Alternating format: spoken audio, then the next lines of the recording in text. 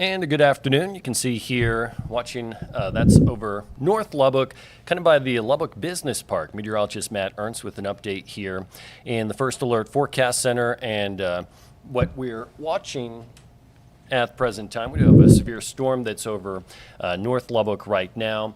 And it's primarily producing some golf ball size hail over, especially we just had that report near New Deal. So that's a thunderstorm that I know you see the warning that popped up, probably got it from our First Alert weather app, the severe thunderstorm warning. The warning itself extends kind of from central Lubbock and points north, but really at this point it's the northeast loop where we're seeing the heaviest rainfall. And you can see right along the Business Park Boulevard, which is just south of the airport. And you can see how that thunderstorm is extending a little bit farther north and east on the right side. We'll go full screen on the radar picture here. And just one second. And let me see. Turn that audio down right there.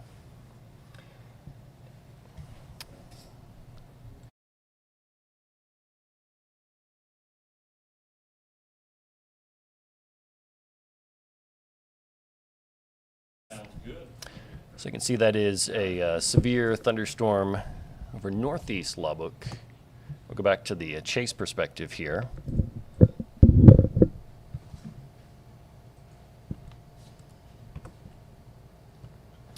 And this is looking from 98th and Slide. Certainly dark clouds, a little bit closer perspective here from what you see close to the Lubbock Business Park and I-27. So at this point there, kind of circling back around, you can see going back toward the interstate. We're going to swing the Avenue A camera around here and give you a different vantage point. We'll pull that up here in just one second. Looking back to the north and east as the thunderstorm is departing at this point the city itself. You can see on the left side, seeing the radar returns right there. We're going to have an update coming up here on KCBD in just a couple of minutes.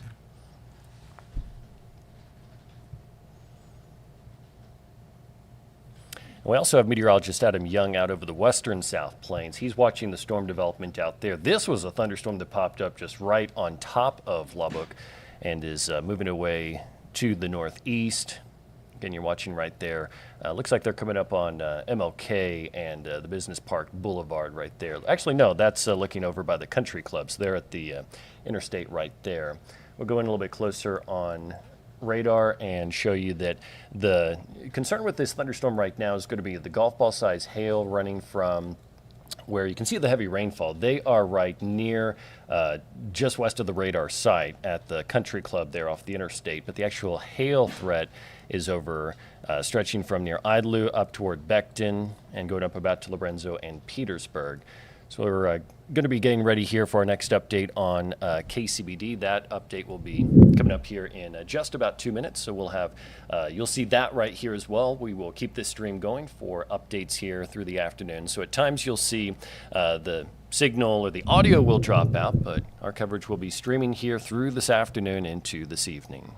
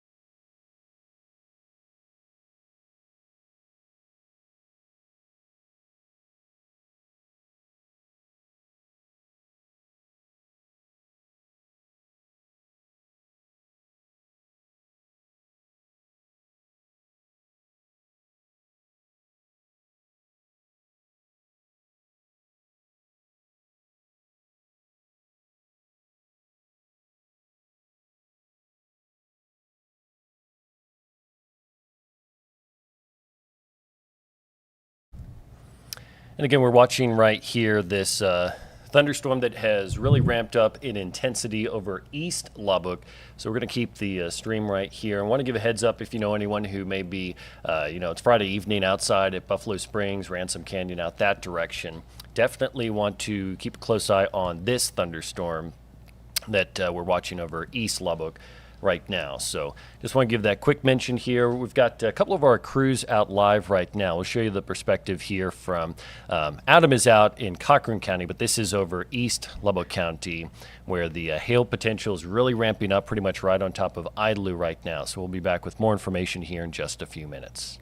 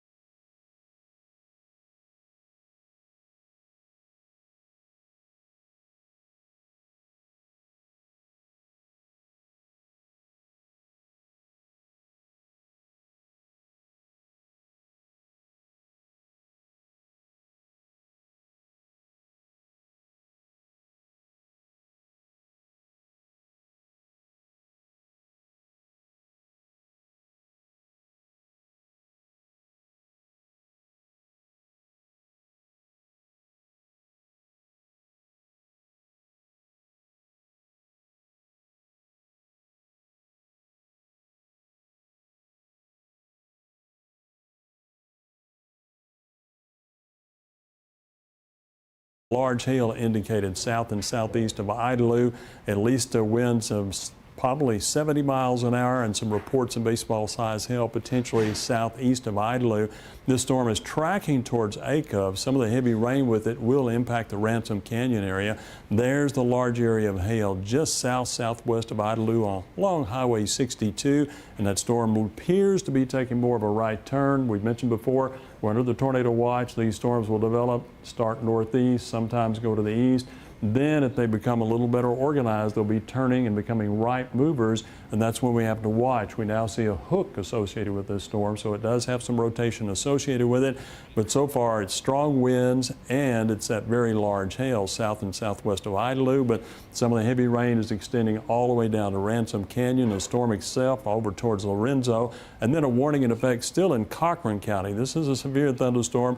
Some hail associated with it and possibly some winds of 60 miles an hour. Another strong thunderstorm north of that up in the Bailey County area. Notice it is tracking generally east, but for Lubbock, still have a warning primarily in the Idalou area. It doesn't really include much of the city at this point, but this is a storm we're very concerned about. We're watching it move east in the eastern areas of Lubbock County, moving into Crosby County, headed towards the Lorenzo area, the Acove community, and the eastern areas here southwest of Rawls. So stay with us for weather coverage you can count on. This update sponsored by Cantex Roofing. Stay tuned for updates on this First Alert Weather Day.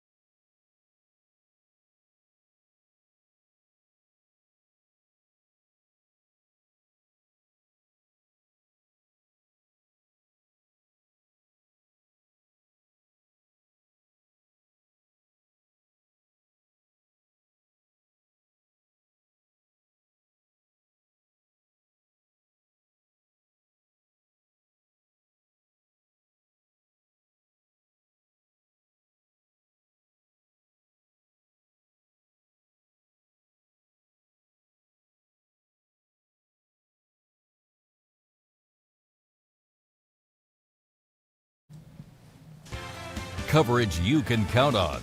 This is KCBD News Channel 11 at 6. Then I could see the trees were starting to lean over and the wind was blowing really hard, and then all of a sudden it sounded like a freight train. That freight train brought widespread damage across Lubbock and other parts of the South Plains. Now the work is underway to clean up and prepare for more storms tonight. Good evening, and thank you for joining us on another First Alert Weather Day. Already a storm has developed right over Lubbock in just the past hour. The First Alert Weather Team is watching the skies carefully for more dangerous conditions tonight. Let's go to John for a look out west for what could come our way this evening. And there's something going on in the east, right, John? As a matter of fact, Karen and Abner, we are looking off to the east right quick on our First Bank and Trust camera. This is a severe thunderstorm, as you mentioned. It developed over Lubbock. It did produce some moderate-sized hail, larger hail around the airport, but it's exiting away from the city of Lubbock. So the city of Lubbock, we're in good shape at this point. We are under a tornado watch, but there is a thunderstorm warning extending, particularly in the Idalou area, all the way down to Ransom Canyon. This storm is tracking towards the community of Acuff. Also Lorenzo, likely going to impact Rawls and may impact the Savage community as well. Very intense thunderstorm with some very large hail associated with it, and we're also watching it there on radar in particular. The Weather Service is keeping a close eye on that. You can tell it's got a little bit of a hook associated with it, so there is some rotation with that. So far, very large hail indicated with this storm at times, at least 2 inches, maybe larger in diameter. Tracking generally east and a little bit to the southeast. We got two storm chasers out once again. We're going to go to Ruben first and see what's going on as far as visually. And he's, again, you're looking at the storm. This is a live view, so we can keep a close eye on where that storm is. Tracking away from the city of Lubbock, but it is going into eastern Crosby County, so you've got to be aware, be very cautious about that. And we also have Adam Young out. We'll give you another view of that, and he's kind of watching the western areas. Notice he's in Cochran County along the Texas-New Mexico state line. There's some isolated severe storms that have popped up in New Mexico, trying to move into the similar areas where they were yesterday, but the storms are nothing like the ones that we had yesterday here on the South Plains area. So that gives you an idea of what's going on as far as the weather overall. And again, another view, this is 56th and Avenue A. Keep in mind, we are looking now, looks like southeast, watching the area's rain-free base. We're seeing if there's any kind of development there because we do have a hook associated with this storm. A very dangerous thunderstorm as far as it intensifying. So we'll continue to monitor that storm, Karen and Abner. And again, you can see some outflow move through Lubbock. Nothing threatening the city, but folks in Acuff remain alert. Caprock, there's not a tornado warning, but there is a tornado watch for everybody. Severe thunderstorm south of Morton and a severe thunderstorm in the Crosby County area, extreme eastern areas of the city of Lubbock. Karen and Abner. Thank you, John. Already popping up. Well, the city of Lubbock wants to make sure you understand how its layers of warning systems work together to keep you safe.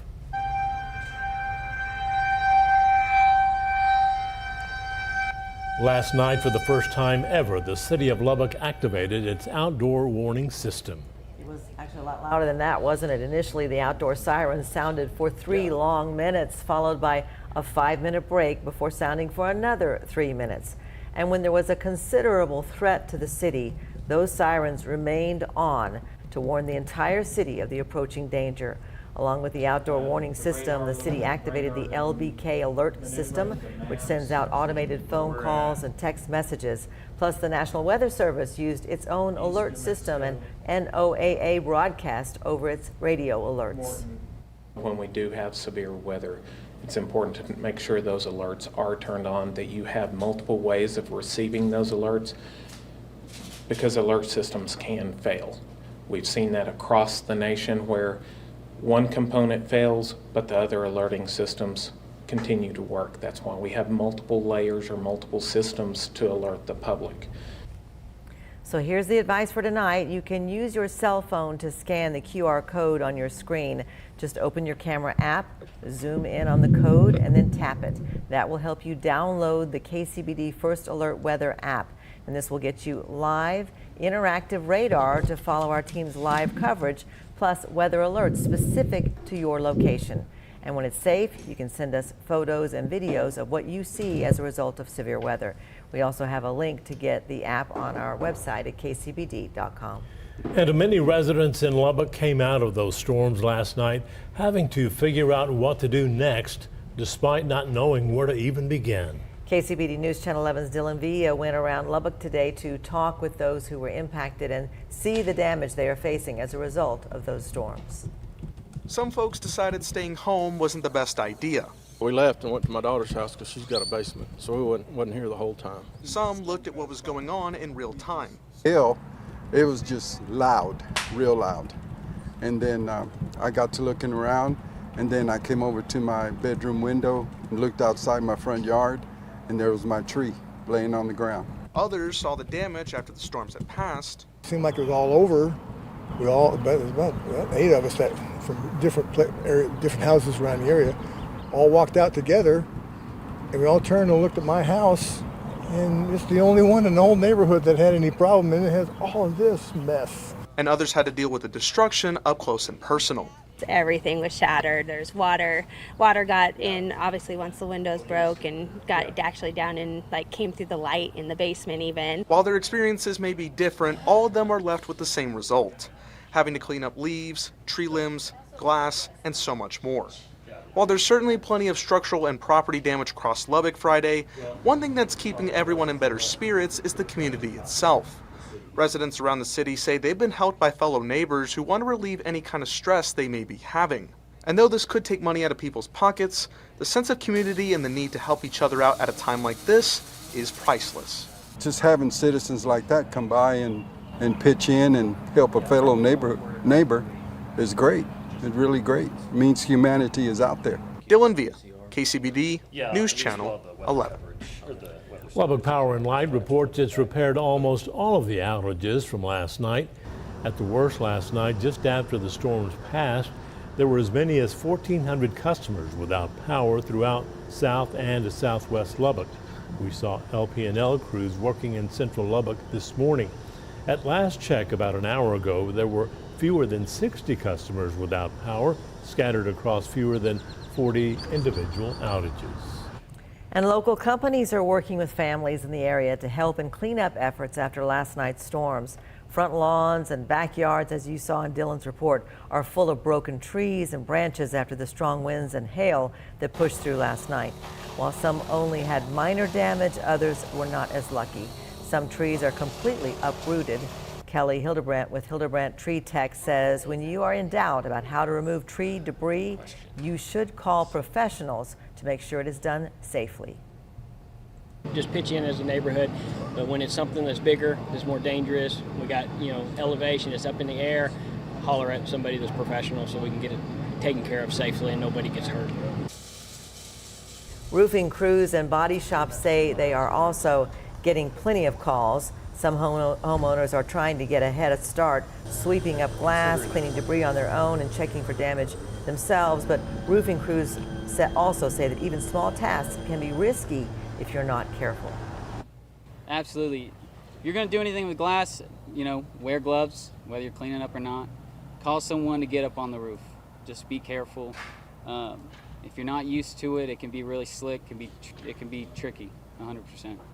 Roofers say they're seeing everything from shattered windows to torn roof shingles. With more severe weather possible tonight, they're urging people to slow down, stay safe, and let professionals handle the risky work. The West Carlisle Volunteer Fire Department is now without what it calls its living room. Strong winds blew the roof off of the day room for the firefighters at the department near 4th Street and Inler Avenue.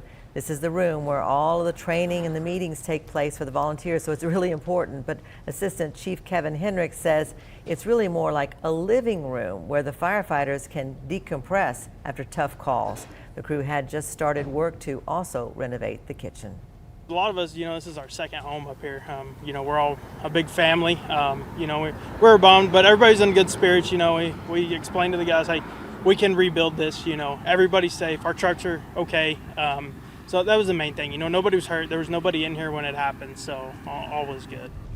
And thankfully, the storm missed the fire truck bays and all the equipment inside. Hendricks says they are waiting now to hear back from insurance, but they hope that it will cover the cost of rebuilding the day room. On a much different note, Texas Tech softball is about an hour away from the first pitch against Texas in the game for the national title. KCBD News Channel 11's Pete Christie joins us live from inside Devon Park for a preview of the championship final. Pete? Well, it's all on the line tonight. Just 7 innings, maybe extra innings, 8 or 9, but somebody is going to win the national championship in softball. And Texas Tech's got a chance after winning Game 2 last night, 4-3. Let's show you the team about 2 hours ago leaving the hotel. They are locked in tonight to get this win.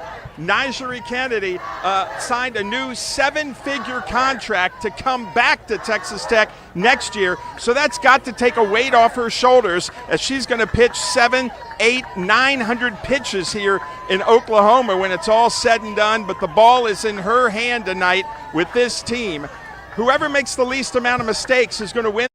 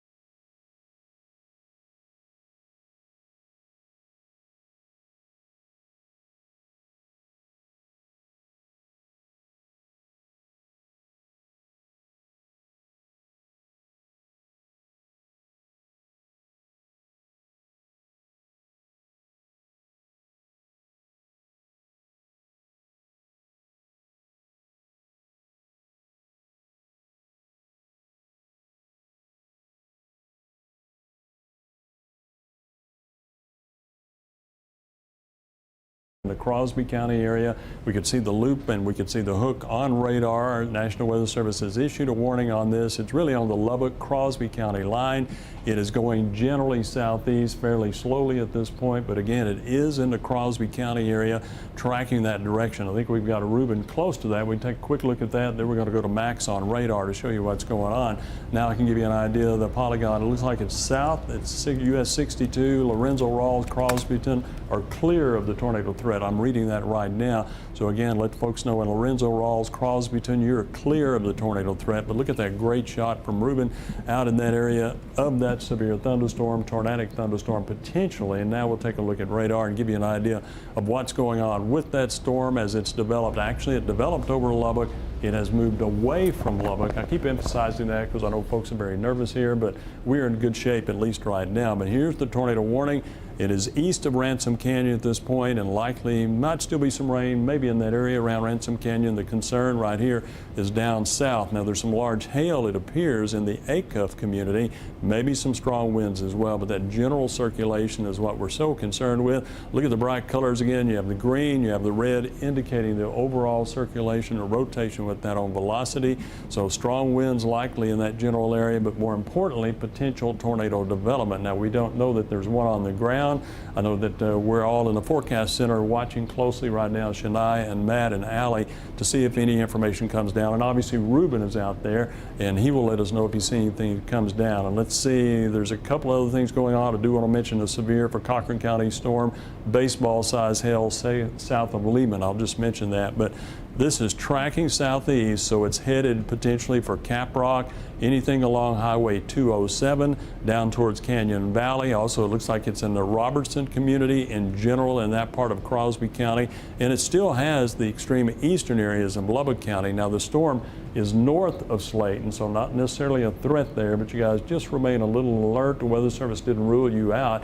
The storm could develop further south. It will likely continue on a right movement track here towards Caprock, Canyon Valley, Calgary, and if it holds together, as Shania is indicating, it might eventually work its way down towards Dickens County as well. And even White River Lake, and I really want to emphasize that because I know there's bound to be boaters and activities going on at White River Lake. you guys need to be aware of this storm at this point. Here's 56th Avenue A camera. We're zooming in slowly on that to see if we can see anything in the way of a funnel cloud coming down or a touch down by that funnel cloud. And again, we watch for debris, but obviously you see the smoke here, or really the moisture coming up from the power plant down there. But we're watching to see if there's any indications of anything on the ground. A lot of moisture with this storm, as you can see, extending back underneath that. So it continues to be difficult to see at this distance with this camera. Obviously, we got folks closer to that. So once again, as soon as we hear anything from law enforcement or the National Weather Service, we'll let you know. But this is a very intense thunderstorm, potentially could produce a tornado. No reports of a confirmed tornado at this time, and I'm going to mention that because of Shania. She'll be hooked up here in a second. We'd like for her to remind you those safety tips inside areas, basements, cellars. Those are the places to get. Are you ready yet there, Shania? If not, we'll wait. She's got her microphone going, and you can see just a quick update for all those that are in advance of that storm. Want to make sure you're inside a building. That's right, John. We are still always letting everyone know you're trying to be in the center of whatever home or building that you're in as of right now, and then at the lowest point within the center of that. So of course, if you have a basement or if you have a storm shelter, that's going to be the best option. Of course, if this storm is very close to you right now, we don't want you running outside to get to that storm shelter. Stay where you are, get low to the ground, and get in the center of the home. Avoid being close to windows or anything where there's glass in case that tornado is on the ground and makes its way through the area that you're in right now. That flying glass, that debris is what can normally cause the injuries and potentially even death. So that's the last step on there, covering up, making sure that you have blankets over you, pillows, mattresses, anything that can protect your head, all the parts of your body really. If you can just make sure you're covered up, those are going to be the best things to do in situations like this. So you're trying to get in the center of the home, get to the lowest point of the home or building, and then making sure you continue to try to stay covered up. Also, if you are moving away from your TV, turn up the volume so you can still hear what's going on from us where you're getting your coverage, making sure that you can take maybe some batteries with you as well in case your phone's going to die or anything like that if you wind up losing power. And I want to jump in real quick to show if we could go to the streaming computer, if we can get that pulled up to highlight where this rotation is. Because, and first off, depending on, the first alert weather app will be specific for your location, but others, some of the warning systems may give you information by county. The city of Lubbock is not in this tornado warning. I want to be clear with that. We're seeing the strong rotation just east of Ransom Canyon, south of Lorenzo. It's really southeastern, far southeastern Lubbock County and southern parts of Crosby County where we have the greatest concern. Where we're seeing it's right on the county line right now where we are seeing the green and the reds coming together here just a few miles east of Ransom Canyon. And again, this is moving to the southeast. We can back this up over the past few minutes and you can see when John first showed it here, this was when we did that update at about 5:50. John mentioned, there could be some tornado development with this storm. Now that rotation is ramped up quite a bit, so that's the perspective on it right now. And if we go to Live View 3, the inflow to this storm, this is Ruben and Natalie watching this in southeastern Lubbock County. From their vantage point, I've noticed just over the last few minutes, there's been a lot more dust that has been kicked up with this storm as it's been ingesting, showing that this storm is really increasing in its strength, getting a whole lot more dust involved with it. So that's the vantage point that we have on the storm right there from, they're driving along 84 in southeastern Lubbock County. If we go back to Max 2, and it can give you the vantage point. We are still noting the lowering on this storm. The good news we have right now, though we're seeing the rotation increasing, at the present time, we don't have any indication here of the funnel on the ground. That said, even just with the wind, it could cause some damage. We understand that on the east side, Roosevelt Volunteer Fire Department reports some wind damage over that was along East 50th, I believe, and County Road 3300 out that direction. So a couple things we're watching on this perspective. Note kind of the dust on the bottom right side of the screen. Trying to tell if that's actually being kicked out or ingested into the storm. But that, we can see the lowering right here. That is the thunderstorm southeast of Lubbock. So something we're Going to have to watch here for a while, John, because it looks like what we're seeing on radar, it's going to maintain its strength for a while here as it moves over into Crosby County. John?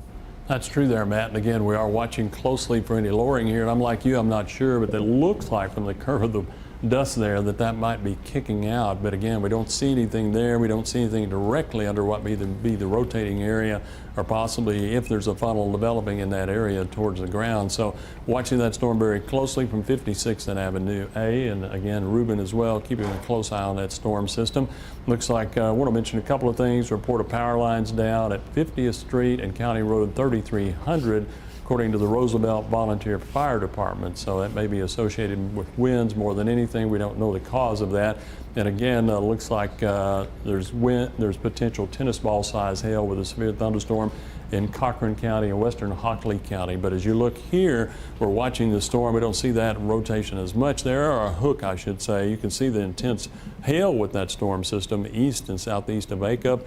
Storm looks like it's gradually getting further away from Ransom Canyon. Fortunately, it's getting further away from Lubbock. We're not involved in this. There's your area of large hail indicated just east again of the Acup community, so there may be at least tennis ball size or even larger with that. We're not sure.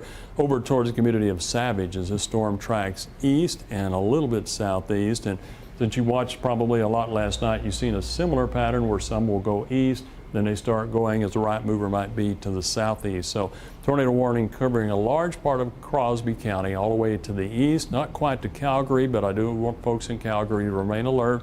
White River Lake, you need to be remaining alert and let your folks know whether or not there's a tornado. That storm will probably create some intense winds down in the area around the lake for folks that are boating there. You need to have them get off of the water.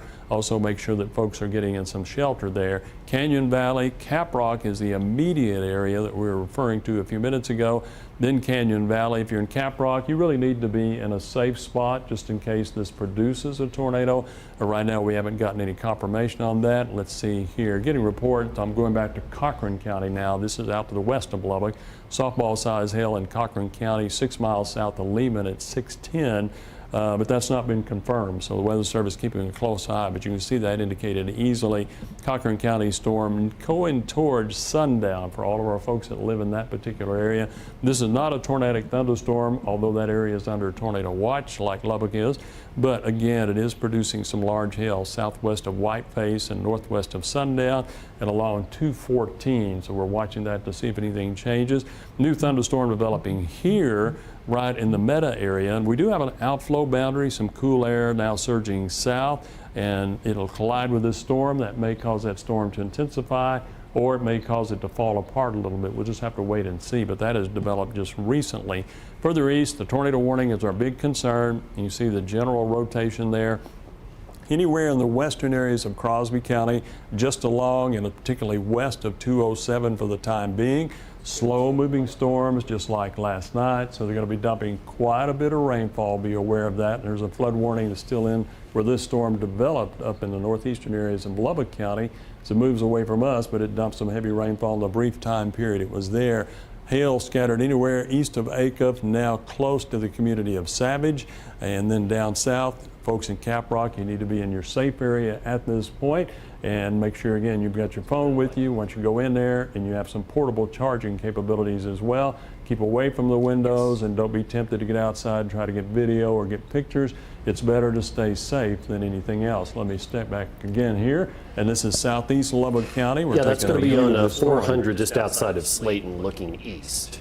All right, so Matt, I didn't quite catch you on that. Yeah, that was on 400 just outside of Slayton, and they're looking off to the east, so really close to that tornadic storm. Yeah, you can tell that. Look at the dust now. Remember yesterday how the storms and some of the intense dust that occurred or with the winds in and around that storm system and the rotation in general and the thunderstorm, the rainfall there. So that's areas we have to watch for to see if we can tell if there's a funnel cloud or if we're getting reports of anything on the ground. So we continue to watch that storm very closely out in Crosby County, western Crosby County, south and the southern areas of Crosby County. You're the folks that need to be in a safe area. And as you can see here from Avenue A, still getting quite a bit of dust being stirred up by that storm. And that is just in the area here is where we've been watching to see. Now some of this It's going to be scud, nothing to be concerned about, and we're just not quite close enough. I don't know that we've got a better view or anything, but I don't see any rotation there.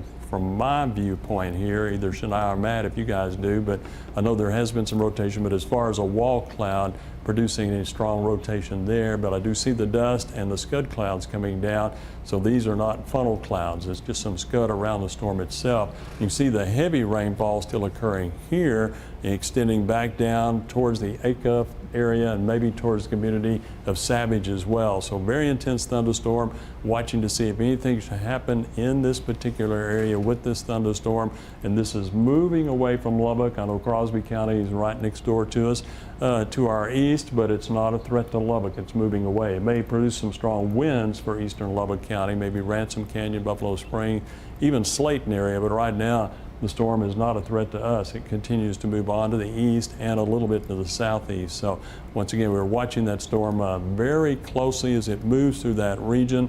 We'll just take a slow pan and I'll just step back just a little bit so you can see a little bit better. We're looking from the camera at 56th and Avenue A as we look towards that region, and you don't see anything of consequence other than some dust, and even that dust has settled down just a little bit, at least at this time. We'll go back to our Doppler radar and show you what is going on with that. And again, you can see that movement east and southeast. There is still some hail indicated. It looks like coverage area may be down some on the hail, but they're still very close to the Savage. Here's Caprock, here's Canyon Valley. You still see some bright indications there. This may indicate some strong wind, and if you watch the rotation, should I backing that up and look at on velocity, you can see how it's intensifying, brighter colors again, so it may be getting a little stronger in that area. We'll wait and see, but folks in Caprock, you need to be in your safe shelter at this point. Folks down in Canyon Valley, you need to be in your safe shelter as well. I know it doesn't identify as a significant hook as it did earlier, but it's still got that rotation, the potential that it could produce a tornado from it. That's why a tornado warning was issued. You can see down around Southland, you guys are right on the edge of the tornado warning, but right now you're really not in the threat. It looks like Slayton, you're far enough back. You're under a thunderstorm warning, but you're not under this tornado warning. Then you go to the east, you've got Canyon Valley, a little further north, Savage. Also mentioned this earlier, Lorenzo, Rawls, and Crosbyton. Intense part of the storm, actually severe thunderstorm warning for you right now. Intense part of the storm in that area, but not necessarily the tornadic portion. This is the area where the strongest potential for any kind of tornado might be for developing. Further north, there's a warning here. Don't want to forget Floyd County. There is a thunderstorm warning. Looks like there may be some large hail and probably anywhere from 50 to 60 mile per hour winds on this warning for Floyd County, including Floydada. Potentially some hail in and around that community. That storm, by the way, if you notice, is going on to the northeast. So hail size, according to the National Weather Service, shifting gears a little bit. This is Bailey County I'm referring to here. They're getting reports of potential hail up to ping pong size hail with that storm in Bailey County. It's about 13 miles southwest of Muleshoe, and you can see the hail located right here. There's the thunderstorm warning. That one is tracking towards Muleshoe, likely to have some potential large hail associated with it. So we have several key storms here. The one up in the Bailey County area near Muleshoe, one down in the Morton community. Looks like it may be getting some type of a hook or rotation to the back. I simply mentioned that since we have a tornado watch, but we'll keep a close eye on that. You can see the outflow boundary here. I'm still curious as to what it will do to this little thunder shower here, whether it's going to ramp up or just hang as it continues moving northeast. And again, tornado warning right here, southeast Lubbock and the southern areas of Crosby County. I couldn't quite hear the producer there. Going back, all right. This is Adam. Okay, he's out looking at that storm in the Cochran County area, or pardon me, near sundown now. So he's got a great view of that storm. You can see the heavy rainfall associated with it. There's some lightning associated with that storm. So again, that out in the Hockley County area. So that's a very intense thunderstorm developing there. And we're going to switch now. We'll go back to Ruben as he's tracking in southeast Lubbock County. Keep an eye on that potentially the storm that's under the tornado warning, I guess you might call it here, as you can see back to the east. So he's traveling at a distance, but also trying to see what is going on. It looks like there's a lot of dust maybe being kicked up closer to that storm. As he gets closer, we'll get an indication, and that in turn would reduce the visibility a little bit and make it a little bit more difficult for you to see what's going on with that particular thunderstorm. Yeah, and they're driving up 400 right now. Driving up 400? Yeah.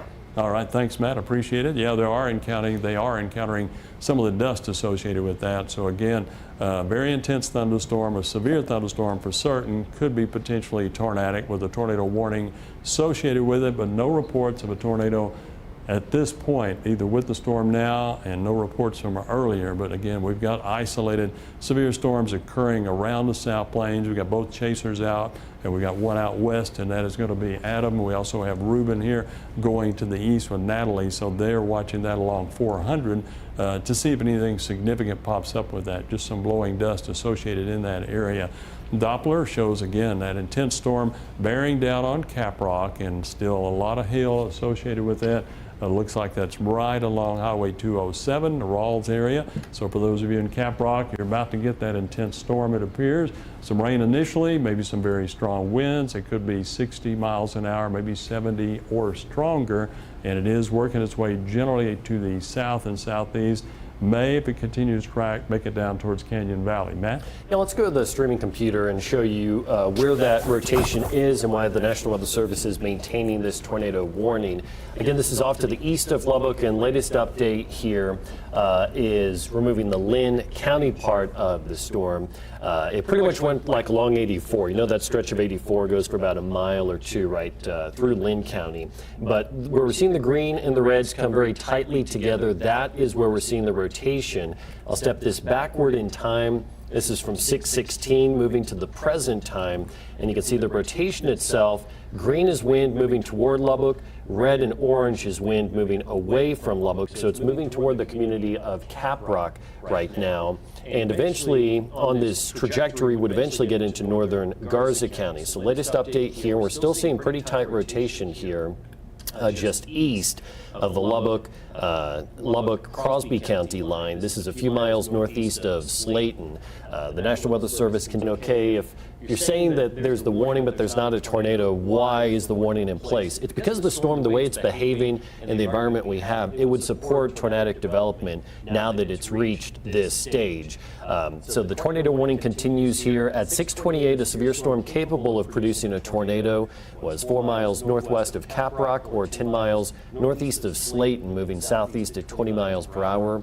It has the potential to produce a tornado and also brings golf ball size hail. So that tight rotation is just a few miles west of Caprock. We can go back to Live View 3, John, because this is the perspective that Ruben and Natalie have on it. And they're actually looking not too far from 84, looking off to the east. So that's their perspective just off of 400. So they are close right there, kind of on the northern edge of Slayton, John. Right, and again, that's a great view. Looks like a good position to be in to track that particular thunderstorm as it tracks through that area. As far as Doppler radar, we'll go back to that, and we just to remind folks about what's going on around the South Plains in general. Once again, Caprock, you folks need to just stay where you are, kind of a safe area, just in case something should develop with this storm. These have the potential. They will weaken sometimes, maybe level off just a little bit, and then they will ramp up, and that's when they might cycle enough to produce a tornado. So that's why we continue to watch the storms, even though they're kind of out in the open area at this point. This is a severe thunderstorm here, Cochran County. Now they've extended that to the east, western areas of Hockley County, and then there's still a severe thunderstorm here with some large hail south of Muleshoe. If we zoom in around this one to the north, look at that hail indicated just southwest of Muleshoe, and that's working its way generally to, looks like northeast, but we'll have to watch these. They've had a tendency yesterday and today that they will go northeast, but then they may change southeast. And also at the same time, you could see two storms merging together. So we'll just have to wait and see what develops with that storm. Here's where your hail is located, northwest of Baileyboro and also southwest of Muleshoe. But the track of the storm, as the polygon indicates, at least at this time, is mostly to the northeast as these storms merge. It looks like it may be taking a little more of an eastward movement if you watch it crossing 214 and headed on towards Highway 84. And by the way, this looks like it could stay north of Sudan unless it starts changing direction. We can go down now, a quick look at the Cochran County storm. And this particular thunderstorm, west and southwest, is now bearing down in Hockley County towards Levelland. Look at the hail associated down south and southeast of Whiteface, back to the south of Whiteface. Sundown, you guys are in a position there where you could see the storm maybe drift down towards you right now. just some very heavy rainfall headed your way. And you can see the very heavy rainfall along 114. Look at the broad area with the hail associated with these storms. All of these storms so far are doing what they did yesterday as they develop. They get very intense, and then they produce some large hail along the way.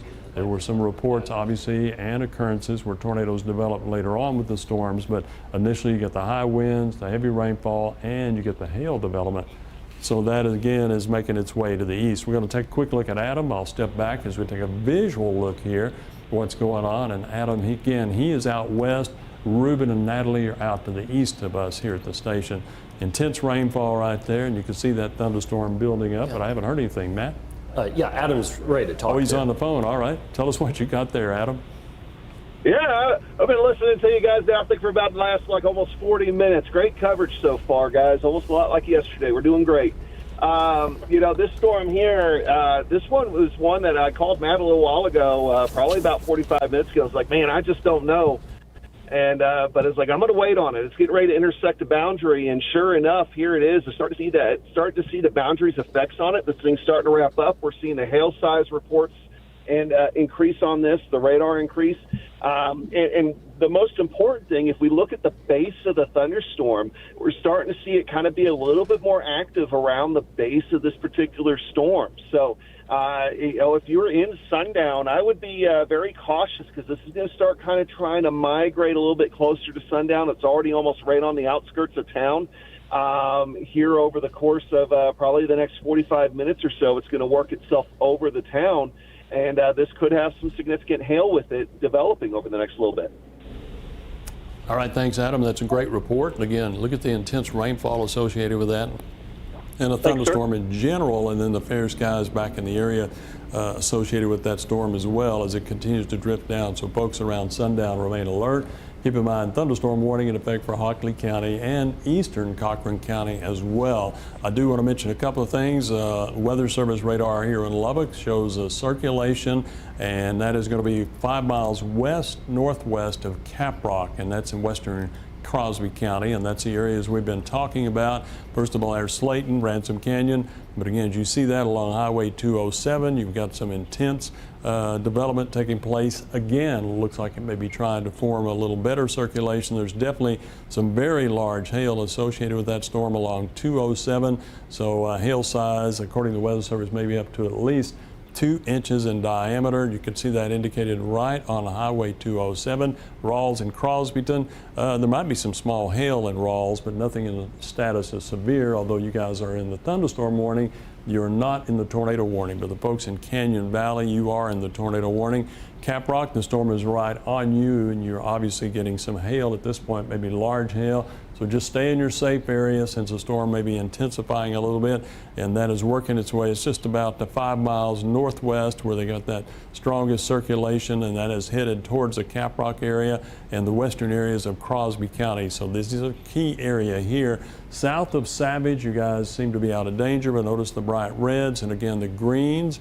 You can see some circulation coming around there. We talk about velocity. We talked about this a lot as far as trying to point out the tornado, and you can watch the general track of that storm and how it makes its way south. But it looks like it may be also producing potential of some very strong winds as it moves into that area. So something to continue to just stay in a safe place until that storm works its way by you. But folks in Canyon Valley, you guys just need to remain on alert and stay in a position where if you have to go to shelter, if you're not already there, you'll be able to do that quite rapidly. So again, the warning here has been extended a little bit further south down on 207. Let me back up. I think we're going to another live shot. And this is Bailey County, all right? We've got a live shot here, and you can see the base there. We're watching the development of that storm. So we have quite intense thunderstorms, again, located around the South Plains, similar to what we had last night with the tornado watch in effect. We have to be very cautious with these, trying to keep you up to date as we go. Matt? Yeah, and on this particular storm, it has really ramped up over the last couple of minutes. They just stepped outside. We can go to max 2 now. They're kind of resetting right there, watching that storm. But this is in Bailey County. It's south of Muleshoe. Severe thunderstorm warning is in place, but on max 2, I can show you that it really has increased its rotation over the last few minutes. So at this point, it looks like probably at least ping pong size hail with this thunderstorm. And on its track, it's moving a little bit more. Lately, it's been easterly. It was kind of northeasterly, but now that it's formed around, as we're watching that potential, that rotation that's increasing on the thunderstorm southwest of Muleshoe, I would expect that the rotation concern will stay south of Muleshoe. We can actually look at the rotation on this storm, and it's actually going to be southwest of Muleshoe. Let me pull up a different perspective right here and show you that that rotation is strongest down to the southwest of Muleshoe. So there is the potential for hail and the heavy rain in Muleshoe, but the live unit we were watching there with that wall cloud developing is pretty much right here along, that's going to be 1731 off to the northwest of Needmore. So this is another thunderstorm that has really increased its organization over the last about, I'd say about 10-15 minutes is when that hook echo has started to form, so we can give an early heads up if you're in Needmore, if you're northwest of Sudan along 84. This is in the northwestern part of our area. Again, potential for ping pong size hail with that thunderstorm, but the rotation has really increased here over the last few minutes. Let me check real quick once again.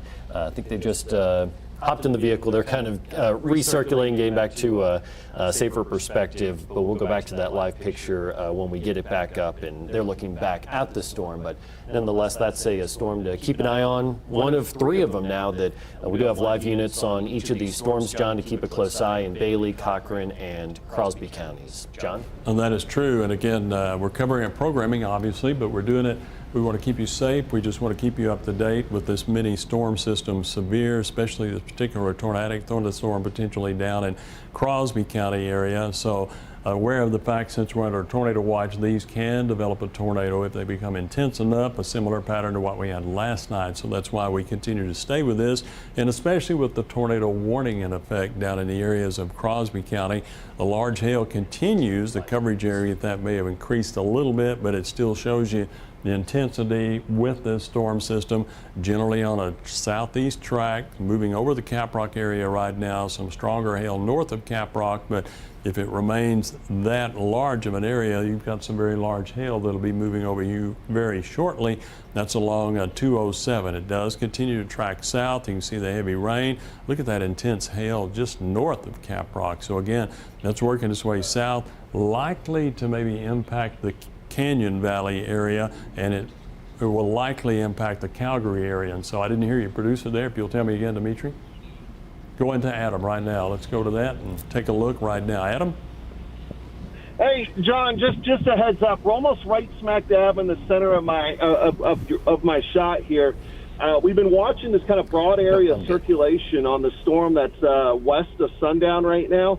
And what I'm thinking we're starting to see is the very beginning lifestyle of a broad mesocyclone trying to develop. Now, that's going to be a sign of probably, once again, a little bit more in increasing hail size. We're seeing the base of the storm really start to increase in size. So I just wanted to point that out, that we're starting to see more signs of this storm continuing to strengthen.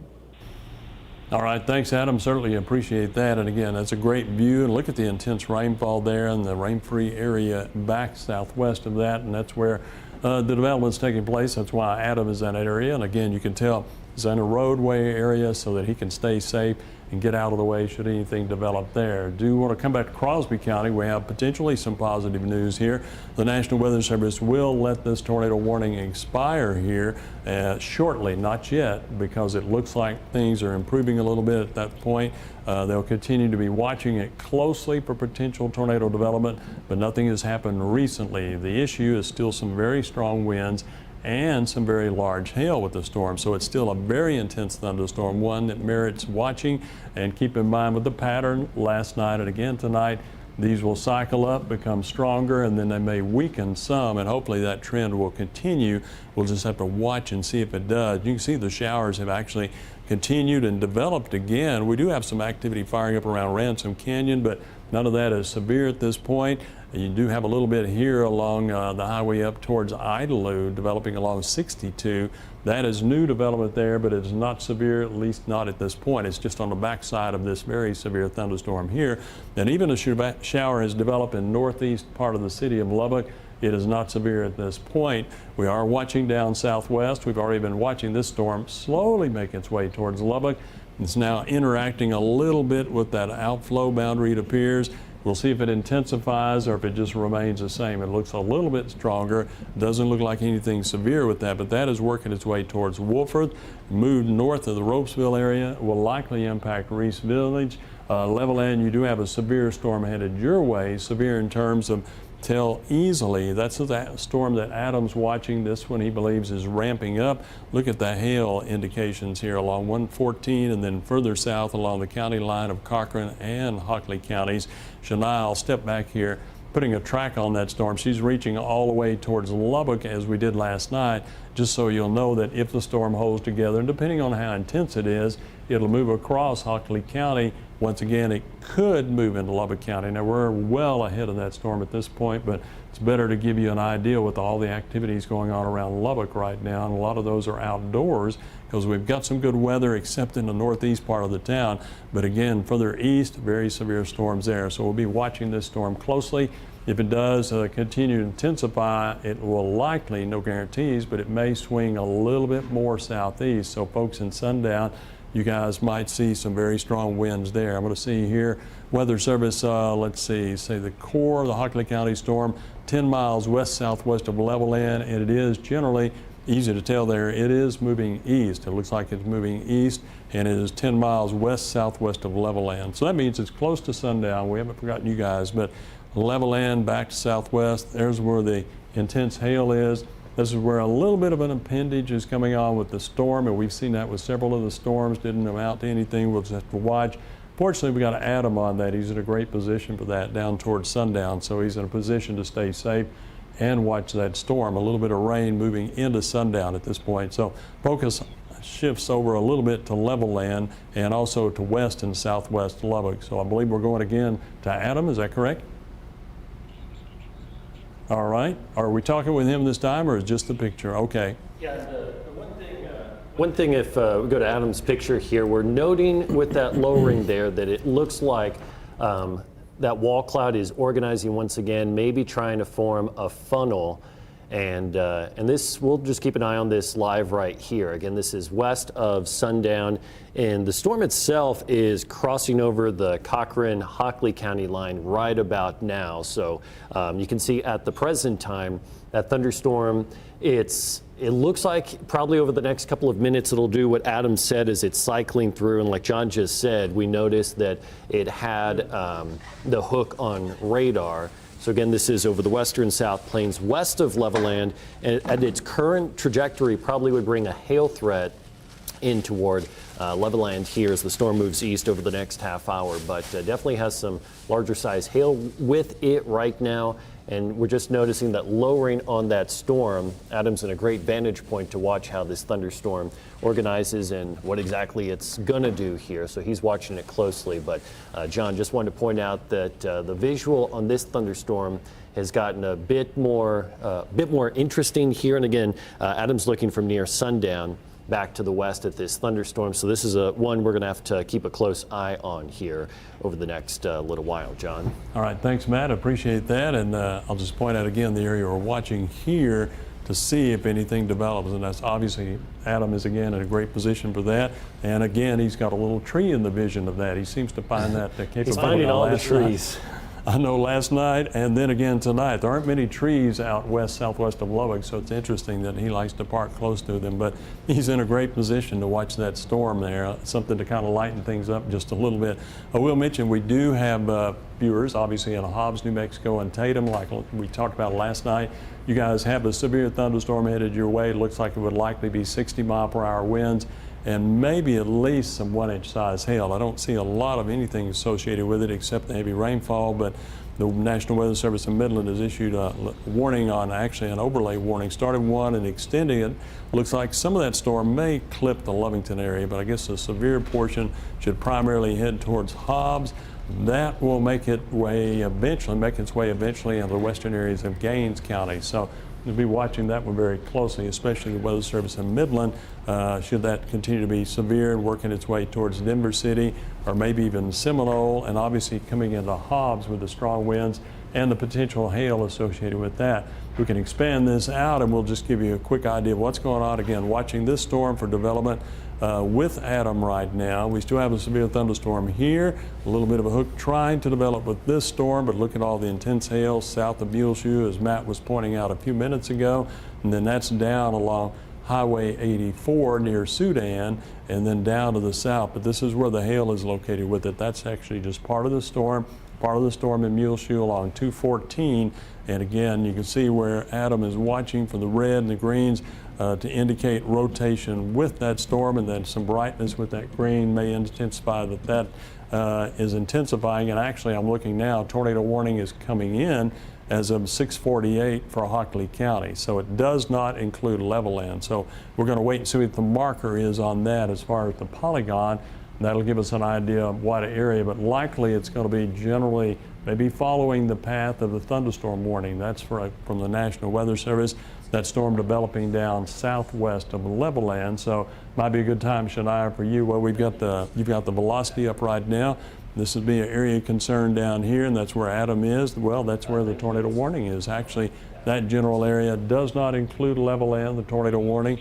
There is down south and southwest and Tower Cam. All right, let's take that. Yeah, I want to show this because this is not the storm with the tornado warning. This is the one ahead of it, but this storm is strengthening near Smyre, so we're going to keep a close eye on this. We're looking from 98th and University. Right in front of you is the football field at All Saints where the Patriots play. Right in front of you is Indiana. This storm is we are zoomed way out to the west. I want to let you know that we are watching that storm strengthening that is near Smyre and just intersected the outflow boundary. So that is the one storm that we have just west of Lubbock that is strengthening. Then we can go to Live View 1 to show you the tornado warning from sundown, and that's the farther west storm. We have several storms here. We're going to keep it clear what storm is doing what.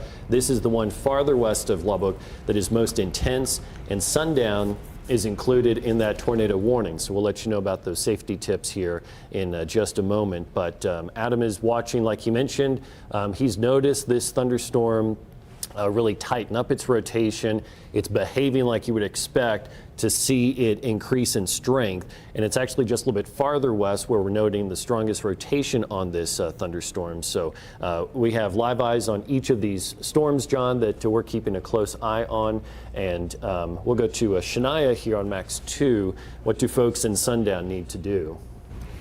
Yeah, Matt, I mean, for the most part, still stressing a lot of.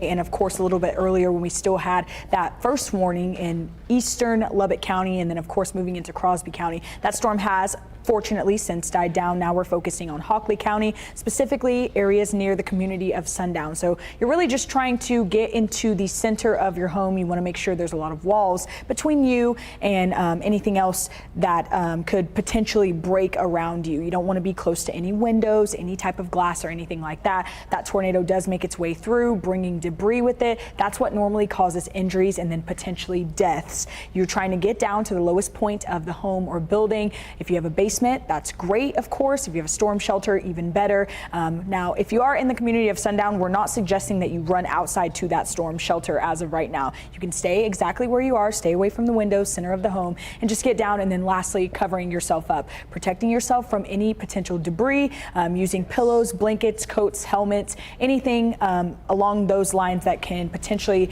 protect you from anything flying around due to that tornado activity. Matt? Yeah, thanks, Shania. And again, as that thunderstorm moves to the east, we can go back to Max 1 and show you that it is increasing in rotation. It's showing all the signs that we would expect for it to.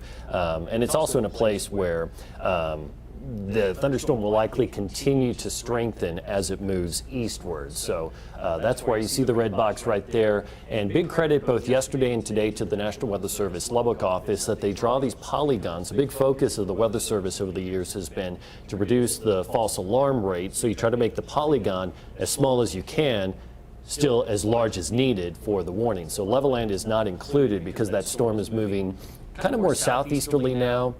But Sundown, you need to be in your shelter area. Pretty much if you live from the Cochran County line to Sundown, to 385. You see the red polygon right there. That's where you need to be taking shelter from potential tornado developing, but also that really large hail. And as it continues moving southeast at about 20, I would put it into sundown here. We can give you an early heads up here. It's about 20 minutes away, eventually toward Locketville, latter part of this hour as it moves southeast. But John, that is one of a few storms that we are watching right now out to the west. I want to go back to, let's go back to the 98th Street cam. And again, this is the farther west storm, or this is the easternmore of the two thunderstorms. Watching the development of this thunderstorm just off to the west-southwest of Lubbock right now. So we'll keep a close eye on that. Going back to Max 1, you can see the two different areas we are watching here. Again, we're looking due west right there. The storm that is near Smire is not warned at the present time. And as it moves north of that boundary, it may fall apart actually, or may just kind of be ingested by this parent storm, the larger storm. So really heavy rainfall. If you're leaving Lubbock, like to go to Levelland or all the way to Morton, would not do that now because you're going to run into hail near Smire, Opdyke West, and then possibly west of Levelland. Again, the severe part of that storm is where you see the bright purples in terms of like severe for hail, but sundown is in that tornado warning. So John, a couple of storms we're watching west of the city right now, and the hail is increasing on that storm near Smire. John? All right, you want to talk to him? Yeah, sure. Matt? And let's go back to Live View 1 here. And notice the structure has actually changed a little bit here from last time we checked in. Adam, what are you seeing on that storm? Matt, I'm not going to mince words. It's been some of the most incredible horizontal rotation. And key word there is horizontal rotation that I've seen out of a storm in quite some time, and it's feeding up into the core of the thunderstorm. I think if we were a little bit wider, what you'd see is a very significant wall cloud directly forward of me. I'm starting to see a little bit more of a vertical type of rotation. If I was in sundown, and I don't think it's going to be safe for me to stay here very long, if I was in sundown, I would be taking some precautions, particularly here on the south side of town. This could turn vertical almost as quickly as this wall cloud tried to form. I mean, 1 minute it was there, 1 minute it wasn't there, the next minute it was. And it could try to put something down just as fast. Yeah, and that's important, Adam, because that horizontal, that spinning you're talking about, like you mentioned, that can go vertical at any moment and get repositioned by the storm. So right. the fact you're seeing that. It's trying to, Matt, right here toward the lower right of the screen, it's trying to go a little bit more vertical in the rotation scheme, which would put it very close to Highway 301, would be that general direction. Oh, there it is. Hold on. We might have something here in the next minute or two. See that right? See how it looks like it's going from horizontal to vertical right there. Yeah, it's trying very hard. Okay, we'll keep a close eye on it, Adam, and we'll keep coming back to your perspective here to see that storm, and this is why we need everyone in the community of Sundown taking your tornado precautions right now because the storm is moving into town. Where are you exactly, Adam? I know he's got to clear on out and move on out because that storm is so close right there. And you can see Adam just mentioned, I think he was looking straight down 301. Where precisely are you? Hey, I'm on the south side of Sundown. Found an empty lot over here. We're looking west-northwest, kind of back, probably just about a mile south of 301, kind of looking back toward that direction. And now you can see just how fast it picked up. But looking at it, it's one of those ones where I'm starting to come underneath it. So, Matt, I think what I'm going to do here is I'm going to back off to the south, and we'll see if we can get a good perspective on this again, okay? Okay, sounds good. So in Sundown, you don't need to try to go outside and look at the storm because Adam just showed you what it looks like here. But that is a serious storm that's moving into Sundown. So thanks, Adam. We'll go back to Max since Adam's going to clear on out. And you mentioned we're looking just straight due west, and that storm, the most intense part of its strongest rotation is down 301 west of town, moving into sundown right now. So, John, that is a thunderstorm that at this point is moving right there into sundown. So we need folks in sundown to be in their safe place and just ride the storm out like we've had many folks do, including across Hockley County yesterday with that first storm that was rolling through. So certainly we know that's the best place to go, and we want folks to ride these storms out and let them pass on through, John. That is true, Matt, and again, appreciate Adam being out there and also Ruben watching the storms to our south and southeast. But you can see on Doppler radar, again, watching that storm, folks in sundown, you just stay in your safe area. And if you're in that surrounding region along Farm Market 301 or 303, or even Farm Market 41, just stay in a safe spot at this particular time. Now, if you live in Clawine, just be prepared in case that storm does develop a tornado that might be headed your way. So anywhere in this general area where that tornado warning is in effect, all the way down almost to Lockettville, you guys just want to remain alert, but in the sundown, you need to stay in a safe area, and right around the sundown area in the southern areas of Hockley County, stay in a safe place at this point, or be moving there now if you haven't already. If you have a cellar, remember to go now. Don't wait till the storm gets closer. You want to be down in that cellar and safe before the high winds, the hail arrives and causes issue with you, and especially some heavy rainfall. We'll expand this out a little bit. We have a couple other warnings to look at. We've had some shower storms developing around Lubbock, but just to emphasize, nothing severe right now around Lubbock. We have some showers that have moved into the west and southwestern areas. Have a strong thunderstorm over in the Idalou, Kittilou area, and also around Lorenzo. Not severe. There is a very strong thunderstorm, as I mentioned, down in the southern areas of Caprock, that we had talked quite a bit about earlier.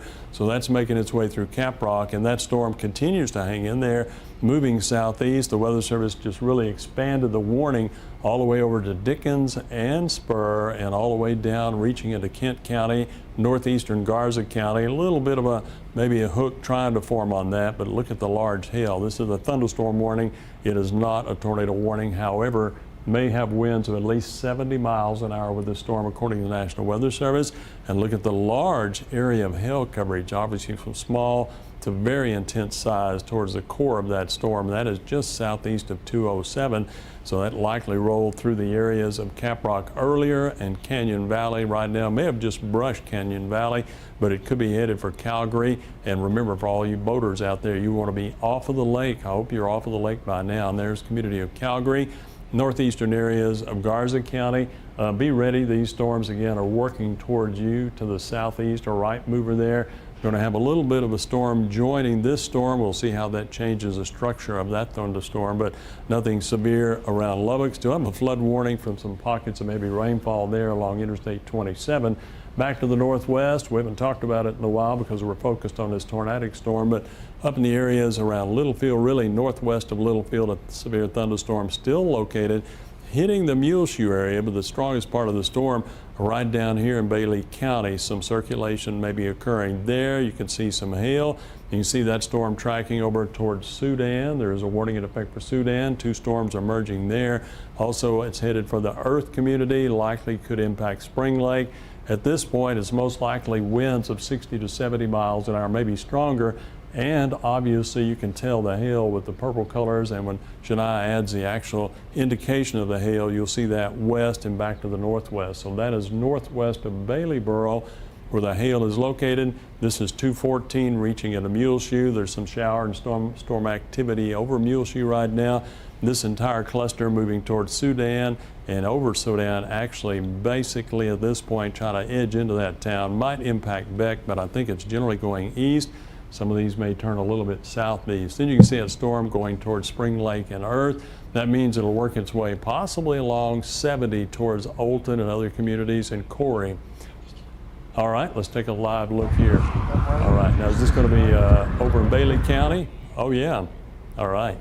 Now you can see I'm going to step back just a little bit. I do want to mention that hail is up to 2 inches diameter in that Crosby County storm right now. So we're taking a view here over in Bailey County. These are the storms that we just looked at a few minutes ago.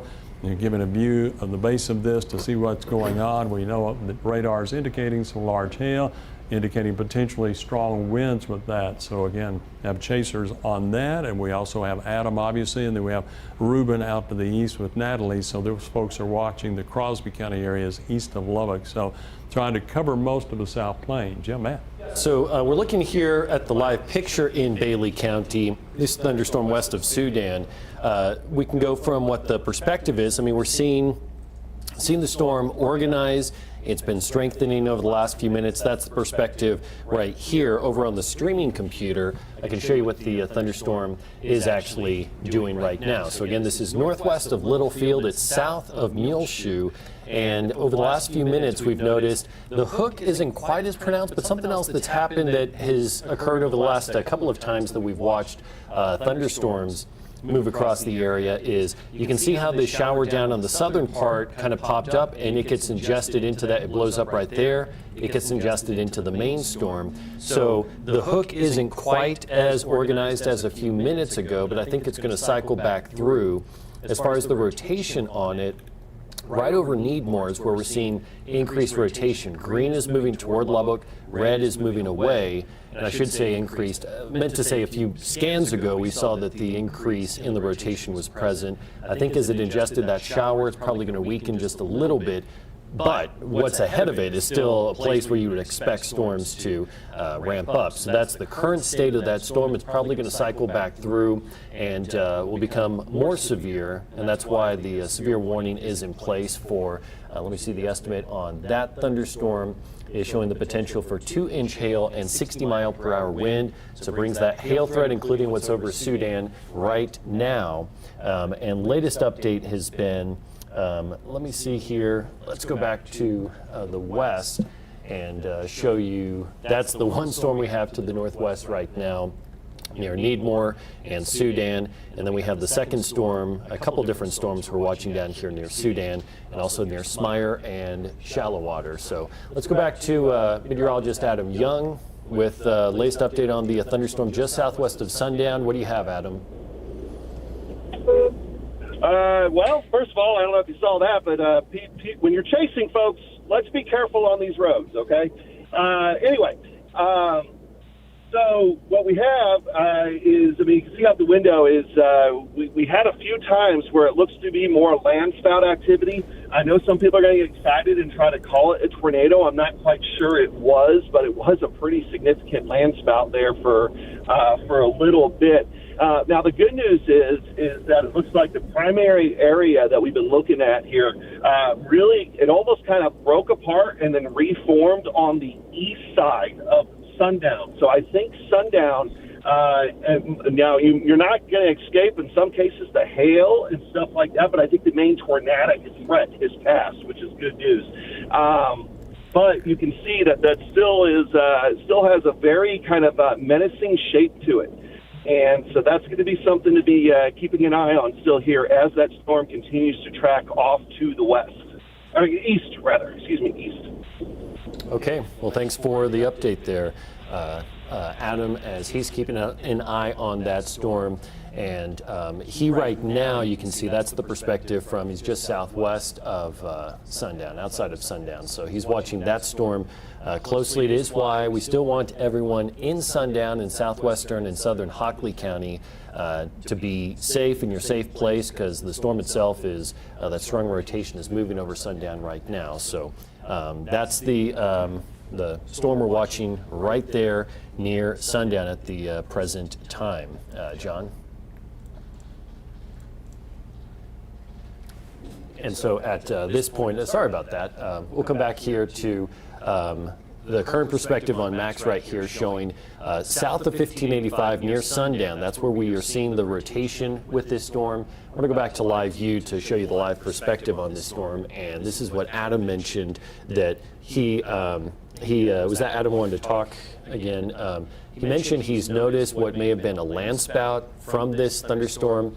Either way, it's going to kind of recycle through here, but we're keeping a close eye on this storm because it may cycle back around with that report that he said he's noticed the lowering a couple times over the last few minutes. This also is going to produce some really large hail as this thunderstorm moves across Sundown, and brings a threat right there. So this is a rotating storm with that threat of a tornado right near sundown. So that's why we are keeping a really close eye on that thunderstorm. And this is one of multiple thunderstorms that we have across the area right now. We have at the top our crew up in Bailey County, and then on the bottom right of your screen, you can see back in Lubbock is our third crew. So we have crews all across the South Plains watching each of these storms. But the most intense one that Adam is watching is there west of sundown. And we'll see if that storm tries to lower down once again. Latest update here from the National Weather Service. Let's go back and show you at 7:07, a confirmed tornado was right there over sundown or 10 miles southwest of Levelland, moving east at 25 miles per hour. So brings that threat. That's why we've been mentioning for about 20 minutes now in sundown, we've wanted you to be in your tornado safe spot. In addition to that, tennis ball size hail potential with this thunderstorm over Hockley County. So that is definitely a well-organized thunderstorm that is going east about 20 miles per hour or so, and Adam's keeping a close eye on it as it moves over sundown. Again, this is over the western South Plains right now, so we certainly are watching that thunderstorm. And John, that is a thunderstorm that this tornado warning will continue for the next several minutes for southern parts of Hockley County. I want to be clear, it's raining probably pretty heavily in Levelland right now, but you are not in the tornado warning. But sundown, you've been in your safe spot for a while. Need you to stay in your safe location there in sundown. John? That's great advice there, Matt. And again, as we look here at the video coming in live from Adam there near sundown, it's a very intense, strong, severe thunderstorm. And again, one I have to watch very closely. And I'm going to mention just verbally, we've gotten some reports of brief touchdowns, as you had mentioned, in Hockley County near sundown, and also some tennis ball size hail in Crosby County in the storm there. We looked at that intense storm a little while ago. So we have at least 2 to 4 very intense thunderstorms around the South Plains. The tornado watch continues for all of the South Plains, including Lubbock and most of the South Plains in general, till later on this evening. So we're just taking this and watching it with Adam as he moves along here. We can go back to Doppler radar and give you an idea of what is going on at this point. This particular thunderstorm, again, may be producing some tennis ball size hail right in this large area, the southeastern corner of Crosby County. You can see that. There's a little bit of a hook indicated with that, but mainly look at the large area of hail and the large hail associated with that. So that's making its way well southeast of Crosbyton. That may be close to White River Lake. In fact, some of that hail may be there, but not only the hail, but the fact there's probably some very intense winds with this storm. So I'm hoping that folks heeded our warning earlier to get off the lake and wait for this storm to pass by. That storm is drifting down, and speaking of lakes, there is a potential that it could develop further south towards Lake Allen Henry. So for our folks that may be down there, if you're watching us streaming or if you know of someone down there, you should let them know to at least be aware of the fact thunderstorms are generally working their way. There's nothing close right now. They've got time, if they're out on the water, to get back to the shore and just get ready for that, and then let the storm pass by. We'll see. It may hopefully track more to the southeast, but obviously the polygon indicates that it could drift down south, then a little more east. Same thing here. You can see an intense thunderstorm headed for Spur, especially that large hail. Hail should stay unless the storm changes direction south of Dickens, but we're about to see 2 more storms merge together to see what happens with these storms as they merge. Moderate to heavy rainfall beginning to back off a little bit in Crosbyton and Rawls, but another area of rain moving into that, but this portion of the storm is not severe. Around Lubbock, we have some rain well west-northwest, and obviously we've got our eyes on this storm system. We have to, because just like last night when it was coming into Hockley County, it ended up in Lubbock County, maybe around the city of Lubbock. So you can see this storm right here, north and northeast of sundown, the large hail that Matt gave a great detailed explanation on what's going on there, and especially with Adam.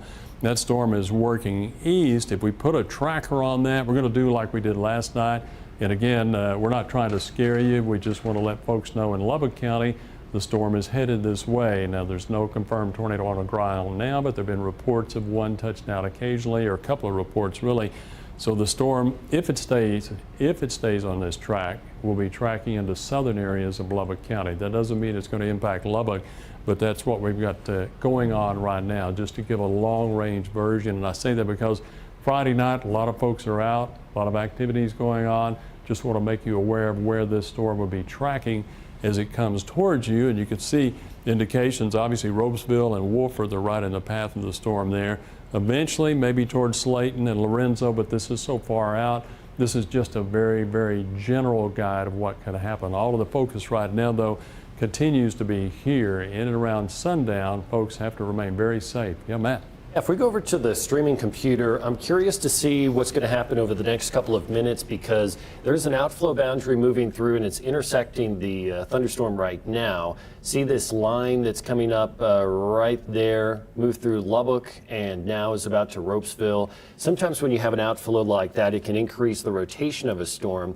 But something else we know, the outflow looks like is through Ropesville down to New Home. The temperature around Lubbock is in the 70s. According to the Texas Tech Mesonet, it's 76 at Wolforth, 81 at New Home, 89 at Tahoka, and 91 at Brownfield. So south of this boundary, you've got the temperature in the 80s and 90s. So one possibility is if this storm really latches onto that outflow boundary, it could potentially spin it a little bit more southeast, and that'd be the threat from northern parts of Terry into Lynn County. That could happen, or this storm still could. I mean, 70s is still enough instability for a storm to maintain its strength, and we've got other severe storms out there where it is cooler. So we'll see if it continues on that easterly track, or if it starts to move a little bit more southeasterly after it interacts with that boundary. So we really don't know at this point which way it's going to behave after interacting with that boundary, but we are still seeing rotation here with the green and red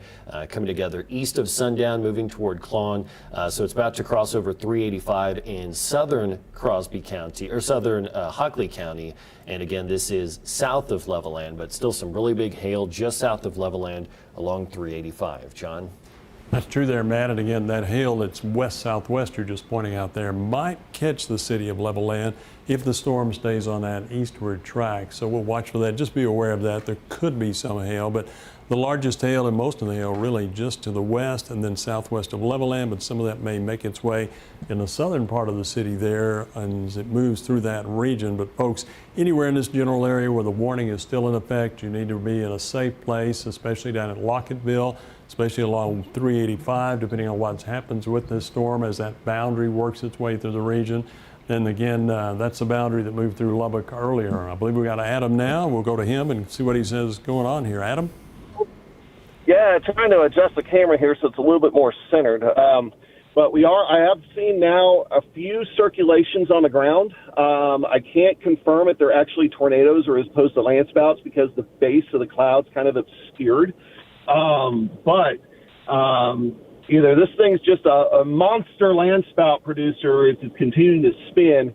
And right when I find a place to stop, it looks like I'm going to have to move again with this core. This is a very dynamic storm, but you can kind of almost see if you look back off to the north and west, that storm has a significant beaver tail, which is pretty indicative of a healthy storm here. All right, I've got to move. All right, thanks, Adam. We appreciate that. And again, you can see the movement in that storm, and obviously we want Adam to get out of the path of that storm in that region. So again, watching it very, very closely. The tornado warning remains in effect in that area. We haven't seen anything really new from the National Weather Service. We still got the information there of the Crosby County storm with a tennis ball size hail. But with this one, just waiting for updates or any sightings of additional activity in addition to folks like Adam that are out there watching the storm. Along 385 back to Clawson. Sundown, the storm appears to be gradually clearing you, but for folks that live in Clawson, maybe Lockettville, back to the north, south of Levelland, you just want to remain in a safe place, wait a little bit longer. We'll see what happens with the storm. If it continues to track to the east or if it swings a little bit to the southeast, which might be along that boundary we looked at. That's a boundary when the storms moved through earlier may have kept them from being quite so intense in the western areas of Lubbock County, but obviously this is our primary concern. We're watching for the city of Lubbock and Lubbock County and areas to the south as well. So there's still some rotation indicated in that area where Adam is at this point. You see some green there and some red, a general rotation, and notice the movement of that as Shania puts that into motion, working its way down towards sundown. So something to watch very closely, but fortunately, we've got Adam in there to keep a very close eye on that storm at this time. Let's expand the Doppler out there. Shania's doing a great job operating the Doppler radar. You can see nothing over Lubbock right now. We still have this very intense and severe thunderstorm, Crosby County, southeast of Crosbyton, going into Garza County. That's working its way into Kent County. That storm could approach the Spur area. Another severe thunderstorm here moving across northern Motley County and well northeast of Floydada, northwest of Matador. Looks like it's rolling into Turkey there, so hopefully, folks, you guys are ready for that. Very heavy rainfall, gusty winds, and maybe some hail back over towards Caprock Canyon State Park for the campers there. If you're watching us, streaming us, or getting our information through the app, you may have some large hail and strong winds. So if you're at Caprock Canyon State Park, you need to be getting in their shelter there and out of those tents and RVs until this storm passes over that region. Turkey, you're about to get some of the strong winds, maybe some of the heavy rainfall. I don't see any hail immediately around Turkey, but again, that is another strong thunderstorm. And there's your hail just southwest of Kitty over close to Caprock Canyon State Park. So folks, be aware of that if you live in that region. We'll jump back over to the northwest before we come back down and hear another update from Adam here in a few minutes maybe, but nothing around Hale County, nothing around significant in the Swisher County area. Watching this severe thunderstorm here now over the Sudan community. Some hail to the west of Sudan, right along the county line. Still the heaviest hail and maybe the largest hail just in the eastern areas. Looks like Bailey County, Lamb County, you've got a lot of rainfall. Sudan, moderate to heavy rain and earth. There's a thunderstorm warning in effect there and along 385. So are we ready to go back to another photo? Yeah. All right, I'm backing up. This is Bailey County, where we just looked at the storms in that region. So again, watching this one from a distance, and you can see the intense rainfall. See what we've got there. That may just be some scud in a few places. Since it's moving around, I'll try not to point there. I don't want to cause any confusion, and we may have lost our signal here for a second. But again, that's up in Bailey County. That's still a very intense thunderstorm in the area, mainly east-southeast of Muleshoe, moving north of Littlefield. So Sudan, back towards the area of Spring Lake, Earth, those communities there. And primarily looks like just wind, rain, and a few pockets maybe of some very large hail. A little shower around the community of Beck, nothing to worry about there. This storm, unless it turns more southeast, which it could be doing, building southeast, might just clip Littlefield for our viewers that are in Littlefield area. Shallow water, a moderate thunderstorm there, but nothing serious associated with that. And again, back to the southeast. We look over Lubbock itself. You don't see anything significant going on. We just have our focus on this thunderstorm out to the west, and you can see some of that rain edging in now towards Reese Village, some moderate to heavy rainfall at Smyre. Wolford, you're getting some shower activity. So the storm is coming towards Lubbock at this point, but keep in mind the strongest part of the storm is still kind of southwest part of the storm. So it's not threat to Lubbock at this point, but it might end up a threat down in the southwestern areas. This is a key area we're watching at this time. You can still see a little bit of an appendage there trying to form the hook or a circulation as Adam's been watching so close there. And there's some activity that's kind of popped up on the back side of that storm, southeast of Whiteface, and that is southwest of Levelland. And the hail generally in that area, small area, indicating where there could be tornado development with this storm system or even the land spouts. Unfortunately, there's still indications of some areas with some very large hail, southeast of Levelland and near Clawine.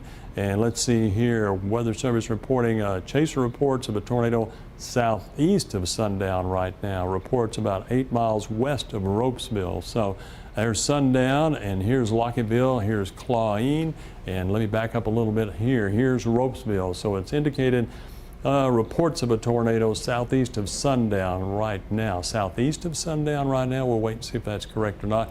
That would be a little further down in this area. Pardon me, there are reports 8 miles west of Roseville. I'm looking at two lines of information there. So this is the core area here near Lockettville. So again, if you're in that area, as we've mentioned, you need to stay in a safe shelter. This is Clawine and this is Sundown. You guys still close to that, but this would be the area where there may be some actual rotation taking place and a tornado on the ground. Waiting to see, these are chaser reports of the tornado southeast of Sundown right now.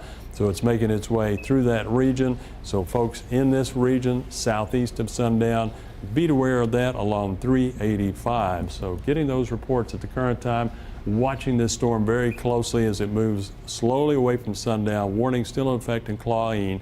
This could be the potential here. So if you're not in your safe place in Lockettville, or between Clawine and Lockettville. You need to do that now.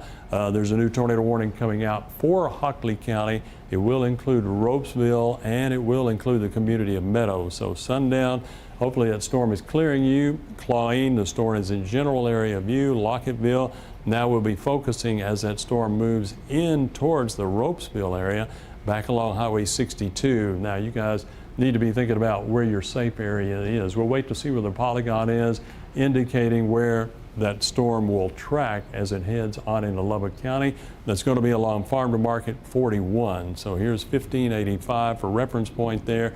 Here's some of that large hail along 385 and along west of 1585, moving into the western areas towards Lubbock County. And then Clawine, some of that storm clearing you. Lockettville, some very heavy rainfall there. Yes, Matt? Yeah, let's go to a Live View 3. Here's the perspective. Natalie and Ruben are just west. They're on 1585, just west of Wolforth. So this is the storm that's prompted the tornado warning, and we'll have the tornado warning details here in just a moment. But they have a good vantage point here. They are east of the storm, and then on the other side of the storm is Adam, and I believe Adam was ready. I think, let me know if he is wanting to jump back on to let us know what he is seeing, but this is the perspective now, closer to, he headed east from sundown off to the west of Ropesville. Adam, what are you seeing right now, and where specifically are you? I do. I'm a few miles west of Ropesville. It's not going to show up very well, but I do see a circulation on the ground. In fact, I see another one off to the left. Man, I got a confirmed tornado on the ground. It's just off to the left. It's not going to look very big on the screen, but if you look to the left of FM 41, I'm visually able to confirm that it kind of goes up into the cloud and it is attached to a funnel cloud and condensation base. Okay, let's. That's the perspective there from Live View 1 now, and that's Adam's perspective. Let's go back to Live View 3. We'll keep Adam here for just a minute because we're looking on both sides of this storm. And I mean, you can see this thunderstorm because it is west of us. We can look from South Lubbock and from the 98th Street camera. And actually, let's go to the First Bank and Trust camera at 98th and Slide. Actually see the thunderstorm here west of Lubbock, but want to be clear, it is well west of Lubbock, so this is not a storm that is in Lubbock, and Lubbock is not under this, the city itself is not under the tornado warning. It does extend, though, into far southwestern Lubbock County, so we can go to Max 1 right now to show you a visual of where this tornado warning is. And again, just moments ago, Adam confirmed a tornado looking between Ropesville, just a few miles west of Ropesville. And our other perspective is on 1585 near Wolforth. So we can go back. That's where the tornado warning is. It extends just southwest of Wolforth. So southwest of Wolforth is where the eastern extent to that warning is. It includes Ropesville and Meta, Lockettville, and southern parts of Hockley County. So a couple different perspectives here. On the right, that's looking from near 1585 southwest of Wolforth, a few miles southwest of Wolforth. On the left side, Adam is looking near Ropesville. And again, just minutes ago confirmed that tornado. How has the storm behaved over the last few minutes, Adam, based on what you're seeing? And I mean, it's in a spot. There's still a lot of shear available for this storm to maintain its strength. What have you noticed here over the last few minutes? Sorry, Matt. I was trying to climb back in after hearing, trying to get some pictures here. I am still seeing circulation on the ground. It's very broad now. We had a condensation funnel for just a few seconds, so it's very cyclic still. This isn't the dust-borne tornado that we saw last night in Morton. But this is still definitely something there. Very nice lightning strike there. I don't know if you saw that. But this is definitely still trying to put something on the ground and continuously trying. Okay, thanks for the update. And so that is the update right there. And I'll go back to John because we have a new tornado warning about to come out on the other side of the South Plains here in just momentarily will pop up. So I'll let John and Shania show that. That's true there, Matt. And again, so we have tornado warnings east of Lubbock, but doesn't affect us. And right now, southwest of Lubbock doesn't affect the city. Right now, we do have a tornado warning indicated here. Let me back up and see here. The storm system, Crosby County, doesn't include the Spur and Lake Allen Henry area at this point as far as a tornado warning, but it does extend down close to Claremont in Kent County. Covers the area that does include White River Lake, I believe, for that particular area, and obviously it includes Calgary where there's some large hail. So if you're not in your safe area, we hope you are at this point. There is a tornado warning in effect for this general area all the way down. You're reaching into the areas of Garza County. There's your marker for Post, just to the northeast of them. And then again, here's 380. You've got Claremont right here, and you've got Girard right here. And then you look over towards Spur. So again, Spur is not included in the tornado warning. I want to emphasize that. So it's going into an area where you've got Calgary and a large open area generally, except for some area of farms and ranches that may be there. But again, this is a region where we're concerned about tornado development there with this very intense thunderstorm, but it does not include the areas of Lake Allen Henry at this point. Just the northern areas, Crosby County, the Calgary area, may include White River Lake as well. And we're looking for any indications there. And again, you can see some, obviously there's a lot of circulation with that storm, but again, this is radar indicating, National Weather Service watching this closely. I haven't seen anything about any reports of tornadoes on the ground in that area at this time, but very favorable for this storm. The spin up one that may take place, maybe similar to the storm that's over in Hockley County, is where it's developing and it's trying, and then it retreats once again. But that is moving from the areas northeastern Garza County all the way down in the northwestern areas of Kent County, and in the southwestern areas it looks like of Dickens County. So folks, remain alert there. Obviously folks down around Ropesville in that general area, Meta, remain alert there with that thunderstorm. We're watching very closely with Adam because we have had some reports, and Adam even confirmed that, of a tornado on the ground, at least briefly. You got some very heavy rainfall, by the way, moving into Ropesville, and some hail back to the northwest. Warning does not include Wolford at this particular time, or Reese Village, or Smyer, or the city of Lubbock. Just a small portion of southwestern areas of Lubbock County, small portions of areas of the Lynn County area. Now the storm could impact New Home if it continues on this track, but the warning does not include New Home at this time. Meadow, you are also again in that warning. You were from Meadow to Ropesville.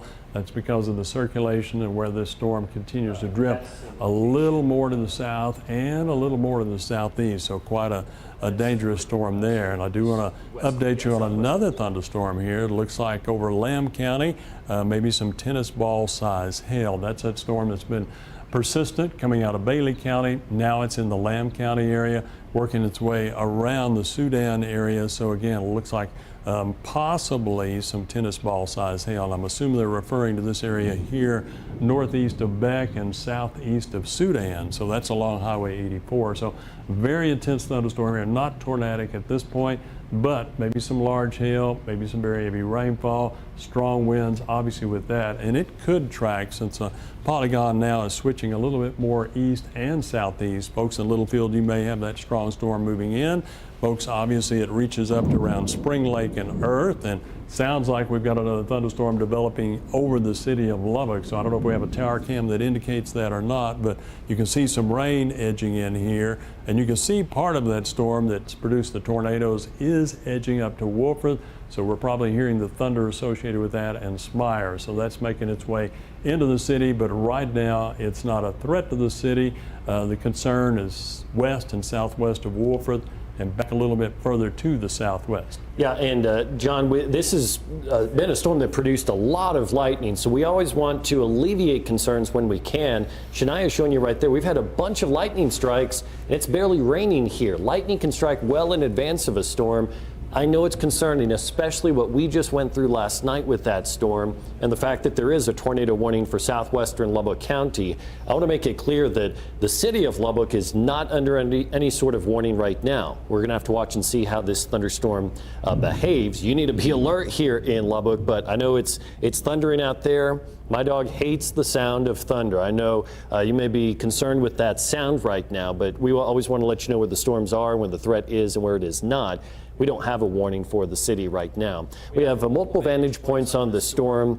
we'll go down to the tornado warning southwest of Wolforth between Ropesville and just west of Meta. And this is a different vantage point. Looks like, I think it may have just frozen here a second ago. We've actually got 2 cameras with the crew. I'll let Ruben know. Looks like for some reason that signal actually froze up on live view 6. If we go to live view 3, we're trying to get a little bit more of a zoomed in perspective right there, but here's a different perspective on the storm just to the southwest of Wolforth, looking along 1585 back to the west. And the one thing we're noting right here, we see the rain-free base, but at the present time, we don't have a funnel down to the ground. So that is good news on this storm. Now, there is still a tornado warning, and it could still cycle through. That's what Adam has mentioned at different times. But this is the thunderstorm that's approaching Ropesville, and everyone in Ropesville needs to be in their safe place. And we have this close vantage point here looking just northeast of the storm from Ropesville. So wanted to show you that on that particular storm, John. Looks like we have a report. In fact, we'll keep it right here because it looks like funnel is lowering once again just west of Ropesville. You can see on the right side. Let's go back to Adam. What are you seeing on this storm, Adam? Yeah, right now I'm seeing a very roped out funnel. It was very much more prominent about 20 seconds ago when I turned onto the highway. I don't see anything on the base of it. You can kind of make out it's very thin. It kind of looks like a little dangly bit coming out of that, but that is to the naked eye, it's a very well-defined funnel right now, just to the south. I've got that. Okay. It's on the ground. It's not very visual, but it is making contact with the ground. So it's a roped out tornado right now, just to the southwest of Ropesville. That's kind of fitting, isn't it? Roped out tornado southwest of Ropesville. I don't think this poses a danger to the community of Ropesville right now, but obviously it still has a larger circulation that's over that way. So we still need to keep an eye on it. Thanks, Adam. So, it is thin right there, but that is, tornadoes form in different styles and different ways that we'll actually see them organized. So that's the perspective. And near Ropesville, you can make out that very thin rope tornado that is on the ground just outside of Ropesville right there. So this certainly is interesting, John. Let me know if that camera 6, if live view 6, if it was still frozen, because we were trying to get a more zoomed in picture on the front side of the thunderstorms. Looks like we lost that signal, but you can see right here that rope funnel that is making its way, can just barely make it out, making it down, and apparently is in connection with the ground. I'm guessing right there, although I'm seeing more dust being, right there being picked up. So this is an interesting storm, John, and it has moved a little bit more southeasterly. Like we mentioned about 20 minutes ago, we'd see how it would interact with that boundary. And it's moving right into Ropesville, so you need to be in a place of safety in your shelter right there.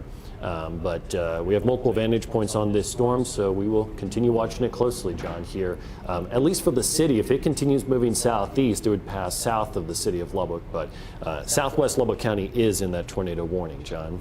That is so true there, and a very great report there from Adam on that. And obviously, as soon as he sees any more, hopefully he'll come back and give us additional information. Hopefully the funnel will just dissipate. We'll see what takes place with that. But for those of you in Ropesville, we've said it many times, just stay in your safe area. If you're in Meta, go ahead and stay in a safe area as well, since the storm seems to intensify and then recycle and weaken just a little bit.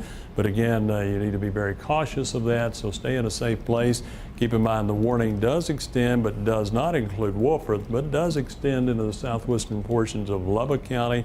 So again, you can see some very intense rainfall there. You can hear the thunder. We showed you the lightning strikes a few minutes ago, but the main core of the storm back out to our west and our southwest. Still looks like there may be some fairly good hail back to the northwest of Ropesville and also southwest of Smyre, causing issues. But the primary concern is going to be where the funnel cloud is and the potential tornado associated with it. Should it intensify or continue to just be very rope-like as it moves in that region? A little bit of an outflow there of rain and showers in the Meadow community. Other than that, we just continue to watch and recommend that you stay in a safe place. At this point, jumping back over, we have our other tornado warning here. I haven't seen any new updates on this. Two storms kind of merging together a little bit there has changed the structure of this storm slightly. Still a tornado warning in effect. Looks like the hail has passed through the Calgary area, down in the southeastern corner of Crosby County that may have impacted or be impacting White River Lake right now. Spur, heavy rainfall south, extending all the way down well to the west of Claremont. The storm is tracking southeast, though, and you could tell from the polygon that it could eventually track all the way down along 380. And just for reference, this is Augustus and obviously Lake Allen Henry here. So that's why Lake Allen Henry is not in this tornado warning and is really not in the thunderstorm warning, at least at this point. The storm may stay north of the lake, could create some gusty winds in and around the lake, so it still might be a good idea if you know folks there to tell them wait just a little bit for this storm to clear before they get back out on the water or come into shore for just a little bit there to be safe. But this storm working its way just along 208, headed down towards the Claremont community along 380. That's where the tornado warning picks up, goes back to the west. This is the county line. Here you have your areas of Kent County and you have Garza County over here. Then back to our north, there's Girard community. You guys are not in the warning at this time. Spurs not in the warning. Obviously Dickens getting rain and showers and storms, but you're not even in the severe thunderstorm warning. Fortunately, the severe thunderstorm warning does include Spur. That would be primarily because there was that potential of some hail headed that way. And there may even be some very strong winds with that storm in that area, gusting up to 60 miles an hour still. But the core, strongest part of the storm is right here. Very similar to the storm now over Hockley County, edging into Lubbock. You're going to find the strongest part of the storm generally in that southwestern areas, at least with these two thunderstorms. And could be a similar pattern even up to the north. We haven't checked in on Lamb County. We'll do that right quick and take a look. I don't see any new information. I keep looking over to the chat line to see if anything comes in from the Weather Service. But this storm, again, if you're in Ropesville, just stay in your safe area, be patient. Meta, just stay in your safe area. You may fairly be clear of it with the storm north now, but I'd just stay there a little while longer. Better safe than sorry. Same thing if you live anywhere in this general area. And we'll jump back north now up to Lamb County there, Shania, and show you the storm that has been severe in and around parts of Lamb County earlier and continues to make its way through Lamb County, and we work our way up to the north. This storm actually is tracking a little southeast, a little bit of an appendage with it there, but look at the hail around Amherst, at least southwest of Amherst. Moderate rain in Sudan. The warning in effect for this earlier was the large hail. There's still some large hail indicated here just to the northeast of Littlefield. The storm has been tracking generally east, and it looks like they just added that new warning there, and there's the general track of that storm. And that storm is apparently following Highway 84, so that's one we'll shift focus a little bit and keep a very close eye on this storm. It's got a warning in effect till 8:30. This would be one that might impact the city if it continues, as the polygon indicates, coming southeast. This follows similar to the track yesterday. So if you're in the Anton area, shallow water, just be prepared. You have a thunderstorm headed your way. Right now it is a severe thunderstorm warning, not a tornado warning. But these are the counties here, and with the tracker on that from Littlefield, obviously, all the way down to Abernathy, maybe even Lubbock, maybe Idalou, Ransom Canyon. That's a long way out, but it gives you an idea of how that storm, obviously very close at this point to the Littlefield area, making its way southeast, but it will be headed towards shallow water, as well as the communities of Boehner and Anton, and maybe even Abernathy as it moves in the direction. We'll just see how it tracks our way. I don't see a speed on this. I don't have all the detail on the Weather Service outlook there, but probably going south-southeast at about 20 to 30 miles an hour. That would be my estimate. Yeah, thanks there, Shania. She confirmed that. She has the tracker and the data there in front of her, so that's quite helpful there. So we do have a storm potentially headed for Lubbock, so you may hear some more thunder. We may have another thunderstorm rolling in. Hopefully it is not severe at that point, but at this point, at least it's not tornadic, but it does seem to have some large hail associated with that. North of Littlefield and back northwest of Littlefield, a little bit of an appendage there, but no talk or anything about any rotation with that storm. We're just reaching all the way down to the south and in the severe weather here. Otherwise, although there is a tornado watch in effect for all of the counties, all of the severe activity really concentrated here. And there is one east of Silverton, but that is clearing the areas as it moves towards Childress. The new storm, the same storm down in Hobbs is now new, moving into western areas, may impact Seminole, maybe Seagraves as well. Matt? I just want to mention that that thunderstorm moving into Littlefield It's going to be real close on the hail core, but has the potential for up to baseball-size hail with it. So that now, the new warning actually stretches into northwestern Lubbock County, but just wanted to relay that the latest estimates, just seeing how that storm is behaving, and showing some of a hook there, showing some rotation, but that hail core, it's going to be really close whether it passes right through Littlefield or passes just north, but nonetheless potential for up to baseball-size hail now with that thunderstorm, John. A very, very intense thunderstorm that is ramped up, just similar to the one down here in the Wolford area and really the Meadow, Ropesville area. But one to watch with the large hail, the high wind potential there. We'll continue to watch that little bit of a rotation and a hook with that, but doesn't appear to be an issue there. The Weather Service obviously is checking it as well, but it does follow Highway 84. That will bring it down into Lubbock County and the northwest areas of Lubbock County, southwest areas of Hale County, might eventually interact with parts of Abernathy, catch Abernathy is the word I was looking for there, may catch the Abernathy area. So again, strong thunderstorms, but very isolated in nature, working their way across the South Plains. As they do, they have potential of large hail, heavy rainfall, and some strong winds, maybe up to 60 miles an hour or 70. We do have tornado warnings in effect. We've gone over these again several times, the one from Crosby County all the way down towards Claremont and west of Jayton. And then the other one closer to Lubbock, but not tracking towards the city, actually tracking more southeast along Highway 62 into the northeast corner of Terry County, northwestern areas of Lynn County. This is the one, again, that has produced a couple of touchdowns there, and Adams caught those several times. As soon as we get additional information from him, we'll let you know. We do go to a little information here that I'm looking at. Says they're going to take off some of the northern areas of that tornado warning for Hockley County, the one I'm just talking about, and Lubbock counties. It looks like the storm may be moving more southeast across northern Lynn County.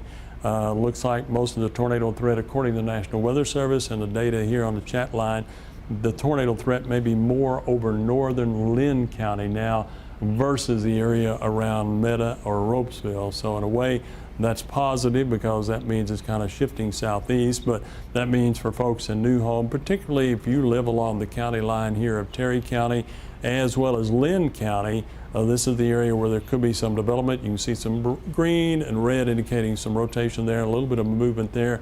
It looks like that's west of County Road D, well north of County Road 14, just for a boundary. And back along Farm Market Road, that looks like that may be 168. Not sure on that. And Highway 62, but the positive thing there would be the fact that it looks like it may not be such a threat to Ropesville now or Meadow, but it will be a threat now for folks more to the southeast if it redevelops and intensifies that area. And it looks like they're going to be replacing some of the Hockley Lubbock County storm with a severe warning because of the potential further north. In other words, this one here, they may now put a thunderstorm warning on it. You can see the tornado warning still in effect there. This is the thunderstorm warning we were talking about with the storm at Littlefield, maybe the baseball size hail, maybe close or moving into that city. It looks like just at the top part of your screen. Look at the hail coverage area. These storms have had some big coverage areas of large hail. That's the case again. The heavy rains moving in, the hail just along 84, very close to Littlefield. If you've driven that way, you know, you swing a little bit south of the city itself and then back up on 84. That's exactly where the large hail is indicated, but it is tracking southeast, so that may roll through Littlefield. Matt was talking about that a few minutes ago. A little bit of an appendage with that. We'll be watching for any circulation or anything. Weather Service has to mention that.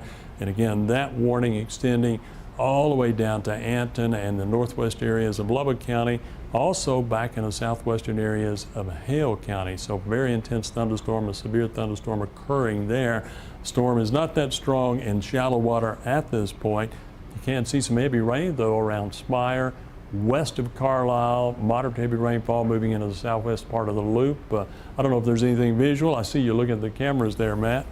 Yeah, storm. Yeah, we can give you one of the camera perspectives here from Lubbock and kind of show that the rain is moving into the city. So this is looking from 98th and University. So first going to swing around and look over the city itself, where we have rain moving through, but this is not anything at the present time all that heavy. Certainly it's not like the storm that we had yesterday that moved across Lubbock. So rain starting to fall here It's going to pick up in intensity some, and we'll see the northern part of that storm that's moving into Lubbock. I believe they'll put the Weather Service will put a severe warning on. But what I want to go back to the west, because, you know, we're talking about a storm that has produced a tornado and it's moving closer. What may be concerning here, I want to be clear that this thunderstorm is passing to the south of the city of Lubbock, but it is a storm that we need to keep a close eye on, in particular for northwestern parts of Lynn County. So that is the perspective from 98th and University, looking far back to the west. We have all of our weather cameras looking back that direction at this storm. And then we can go to a live view 1 and show you the perspective from meteorologist Adam Young, who is closer to that storm. And it still has the tornado warning on it. A few minutes ago, last report was of at least a funnel with it. Last few minutes, though, at least on radar, it's not as rotating, quite as organized as what it was a few minutes ago. We can go to the Avenue A camera and show you. This is looking from East Lubbock. We're looking back to the west and zoomed in. So I want to show you the perspective looking over Lubbock. Rain is starting to fall. The most intense part of that thunderstorm itself is south of Wolforth near Ropesville. We'll zoom back in a little bit closer to show you the structure of this storm. We have still seen at times a funnel reported with it, and Adam's watching that storm closely. We'll go back to Max 1 now to show you that it's raining here in Lubbock, but at the present time, we're not under the warning here. The severe part of the storm that we're watching is farther south and west. So the rain that's moving into Lubbock, on most any other day, we'd say it's good. Welcome to get the rainfall here. I realize after last night, probably could take a break from the rainfall. But that is what we're seeing with the rain that's moving in here. The actual hail threat that Shania is showing you here is farther southwest, south of Wolforth, and it's moving southeast as well. That's where we're seeing the bright purples with that large hail indicated up to 2-inch hail with that thunderstorm as it's moving southeast. You see the core of it is south of Wolforth. It's going across 41 right now, which comes out of Ropesville, and it's about to cross over right there at the Hockley, Lubbock, Terry, Lynn County, where those 4 counties intersect right there. That's where the rotation is, the concern for a tornado, and that's also where the large hail is. So, John, we have kind of a couple things going on here in that we've got the rainfall that's falling in Lubbock, and there could be some hail that moves in with this storm, but the greater hail threat is south of Lubbock, moving southeast. There could be some flooding rain, though, over South Lubbock. We're at 98th and University, and we can hear the rain falling here.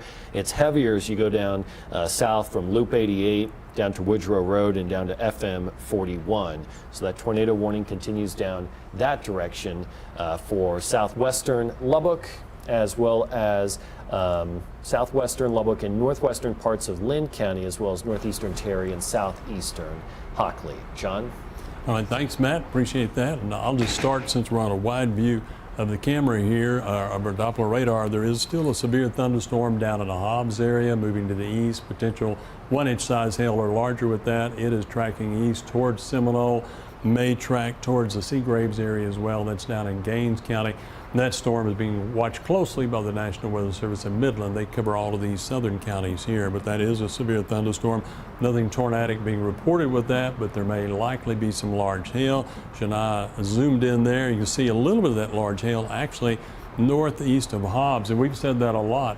Almost all of these storms have produced some large hail, and when they get the most intense points in some areas of the storm. Fortunately, that hasn't been the case in Lubbock yet, and hopefully that will not change. But you can see the hail in and around the community of Hobbs there. That storm tracking, going to work its way along Highway 80, and at this point, that will take it on into the Seminole area, and it may track a little bit towards Seagraves. Looks like there may be some light rain approaching Denver City, but the core where the severe weather is right here over Hobbs, New Mexico, working its way over towards Seminole. Just to let you know, we haven't forgotten about you guys down in our southwestern areas. We have to focus on the areas where the storms are the most dangerous, and this is the one that had produced some tornadoes several times. And the latest report again was the 2-inch size hail at Farmer Market Road 41 and Pheasant Road, and that was about 2 miles east of Ropesville. So we had showed you that.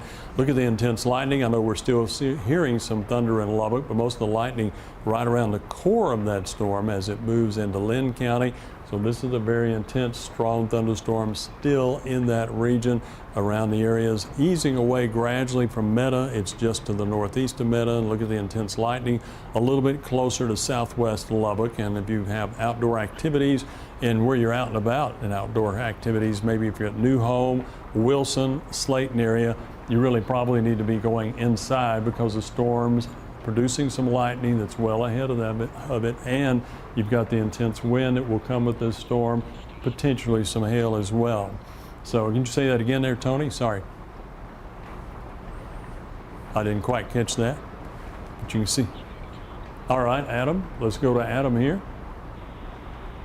All right, Adam. Hey, John, you know, out of the storm here the last little bit, we haven't noticed too much in an extreme low-level rotation. We haven't really seen a whole lot lately, which is a good news. We were trying to go over to New Home, but it looks like the storm's starting to accelerate off to the south and east. So it's been a struggle to try to stay ahead of it. But now that we're kind of in a good spot, I mean, you kind of see how the base of the thunderstorm's kind of trying to flatten out a little bit. And even on radar, we're starting to see kind of the appendage. And we still have a well-defined notch into the storm. But the appendage, where you normally would see the quote-unquote hook, is kind of starting to lose a little bit of its definition. So might be a good sign out of this, but still a very, very potent supercell thunderstorm. So we're going to continue flying south here down FM 179 for a little bit, and we'll see if we can turn back on it in a few minutes. All right, thanks, Adam. And again, and I do want to mention that Liz, his wife, is riding with him. You probably heard her voice a little bit earlier. So we appreciate both of them being out. And you can see some gusty winds producing some dust in and around that storm system right now. So we'll continue to watch that activity associated with the outflow and the boundary itself. So strong winds with that, some blowing dust.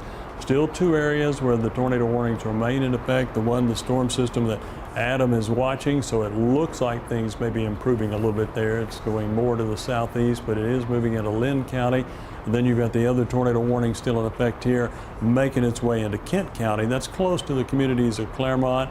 Looks like it's tracking just a little bit towards the community of Jayton. So we can zoom in on either one of those, Allie or Shania. They're both over here working on the radar for us, and we appreciate that. And so we'll go in here to Kent County.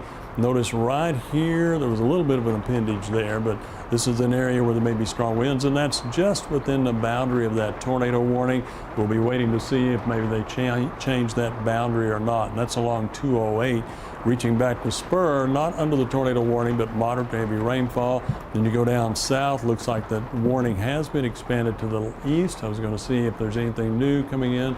Not at this point, but again, you can see the warning does include Jayton now as it works its way that area. So again, the tornado warning has been expanded some all the way down south of 380. This is the Claremont area right here. There may be some developing rotation with that. Difficult to say until we get additional information from the National Weather Service coming in now. Actually, it just came in. Radar indicates potential tornado development, and otherwise there's some rotation with this storm. A little more difficult for them to tell the radar at that distance when you get off of that cap rock, but obviously there's hopefully some chasers and stuff in that general area. But there is a tornado warning now. It extends all the way from the original one down, including Claremont. Our viewers are there, and Jayton particularly. So any outdoor activity, you're probably away from it now because the rain's moving in there, but you need to be thinking about getting in your safe shelter at this point, since this is a radar indicated tornado warning, meaning that it could develop a tornado.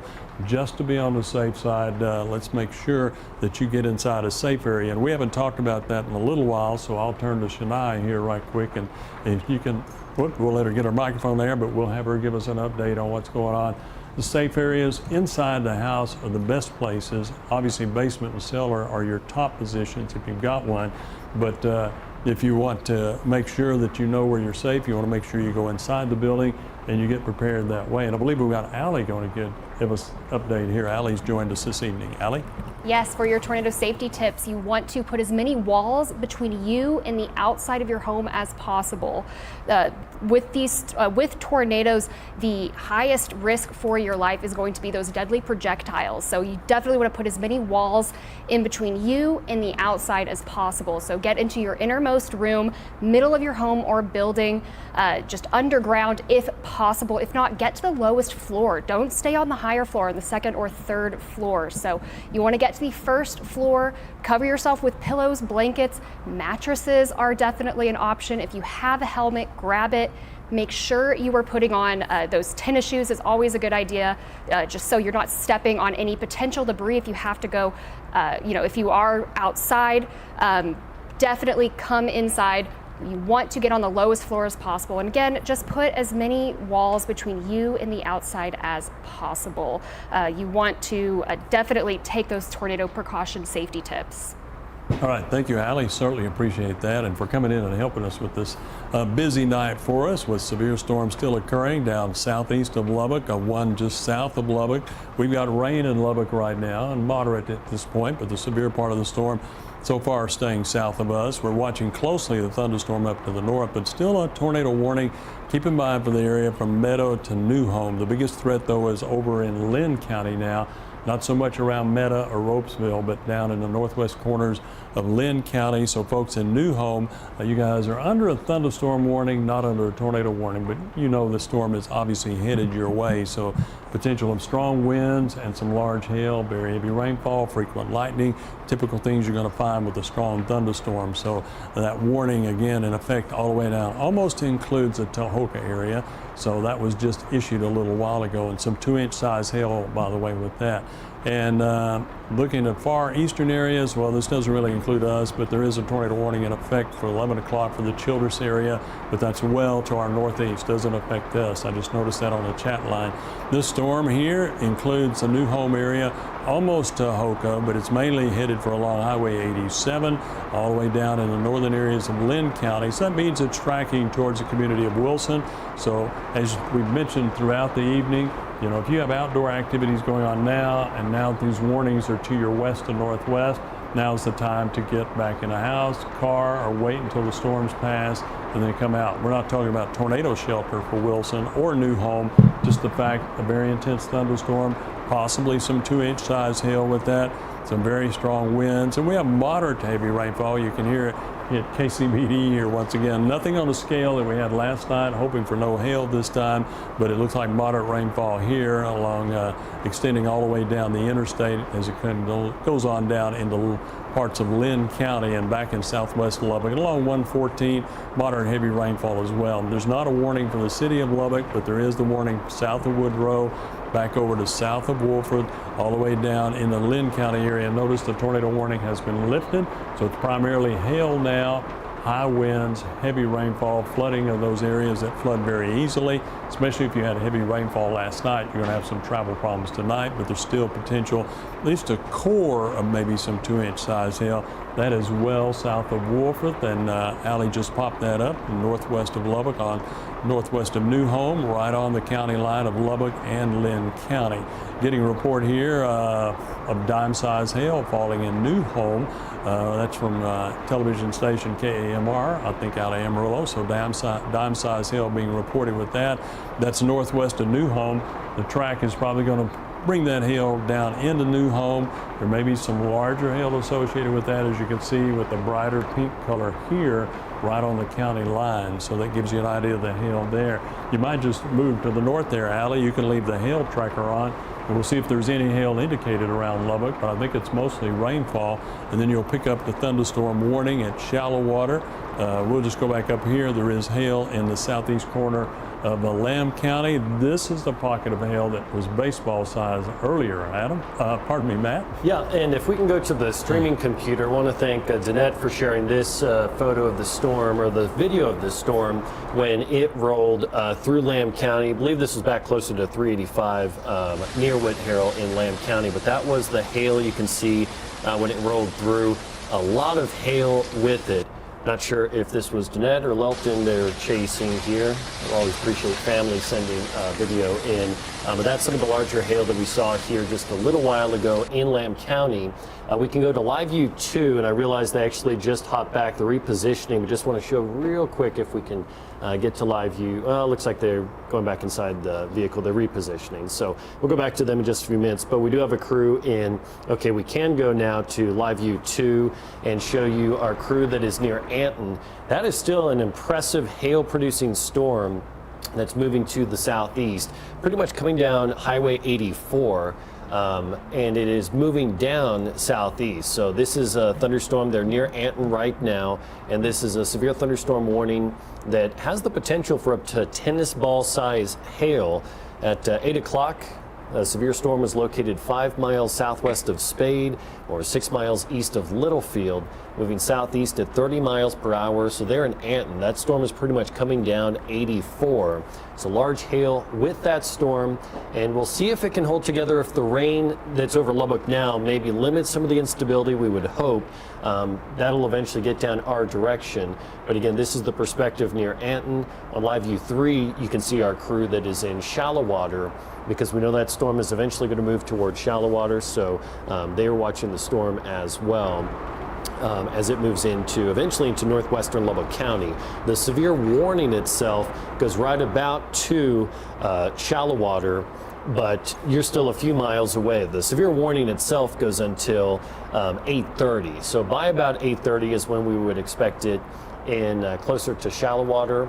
That's the perspective here going up 84. Going back to Live View 2, you can see the lowering on this storm. This is a rotating storm. We do not have a tornado warning on it, but storms that produce hail, especially large hail like this, baseball-sized hail, they're going to rotate to support the hailstones being lofted up into the storm. So they're keeping a close eye on that storm. As you can see it rolling right through right there near Anton, coming down to the southeast and actually getting closer now to shallow water. So that storm still in southeastern parts of Lamb County right now, but eventually we'll be in northeastern Hockley and northwestern Lubbock County here in just a little bit. So that's the severe storm there, John.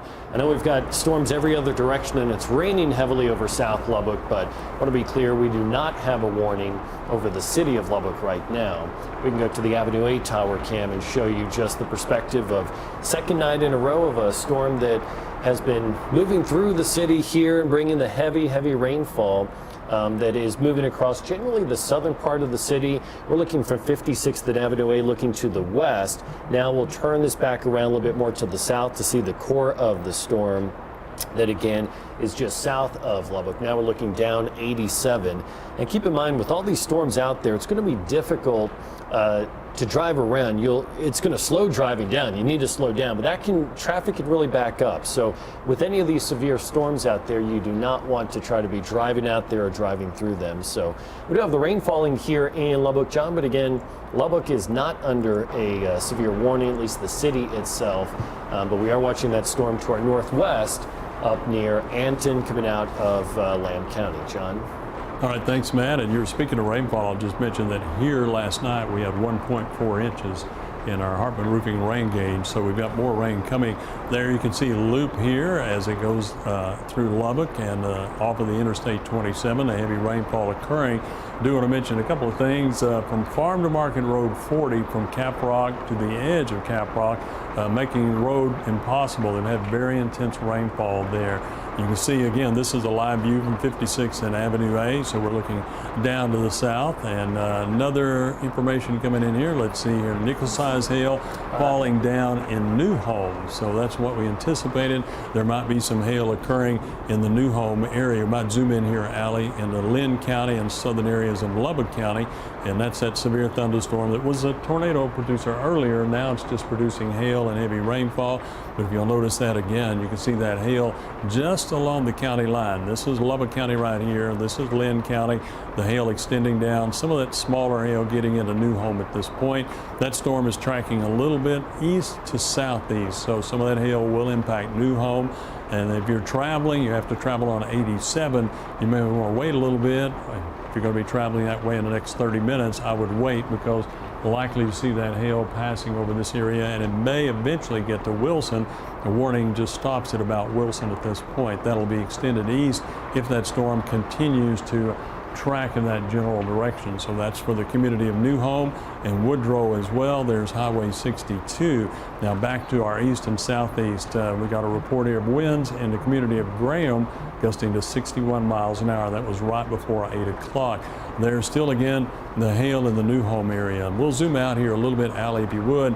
Let's go to the southeast. We still have very intense thunderstorm down in Kent County. I want to update folks on Jayton in particular. There is a tornado warning in effect here for the Jayton community. So folks in Jayton, you need to be in your safe shelter, as we mentioned, inside the house or down in the basement or in the cellar. That's a safe place to be. Make sure you've got walls around you and you're away from the windows and stuff. Keep your phone handy, portable phone charger as well, with the storm making its way towards Jayton. It's still dangerous. Looks like the circulation may actually be generally between Claremont and the community of Jayton, but look, indications here, likely some very large hail in the areas south of Girard. We can put the hail tracker on there if you'd like to there, Allie, and look at the indications of the hail.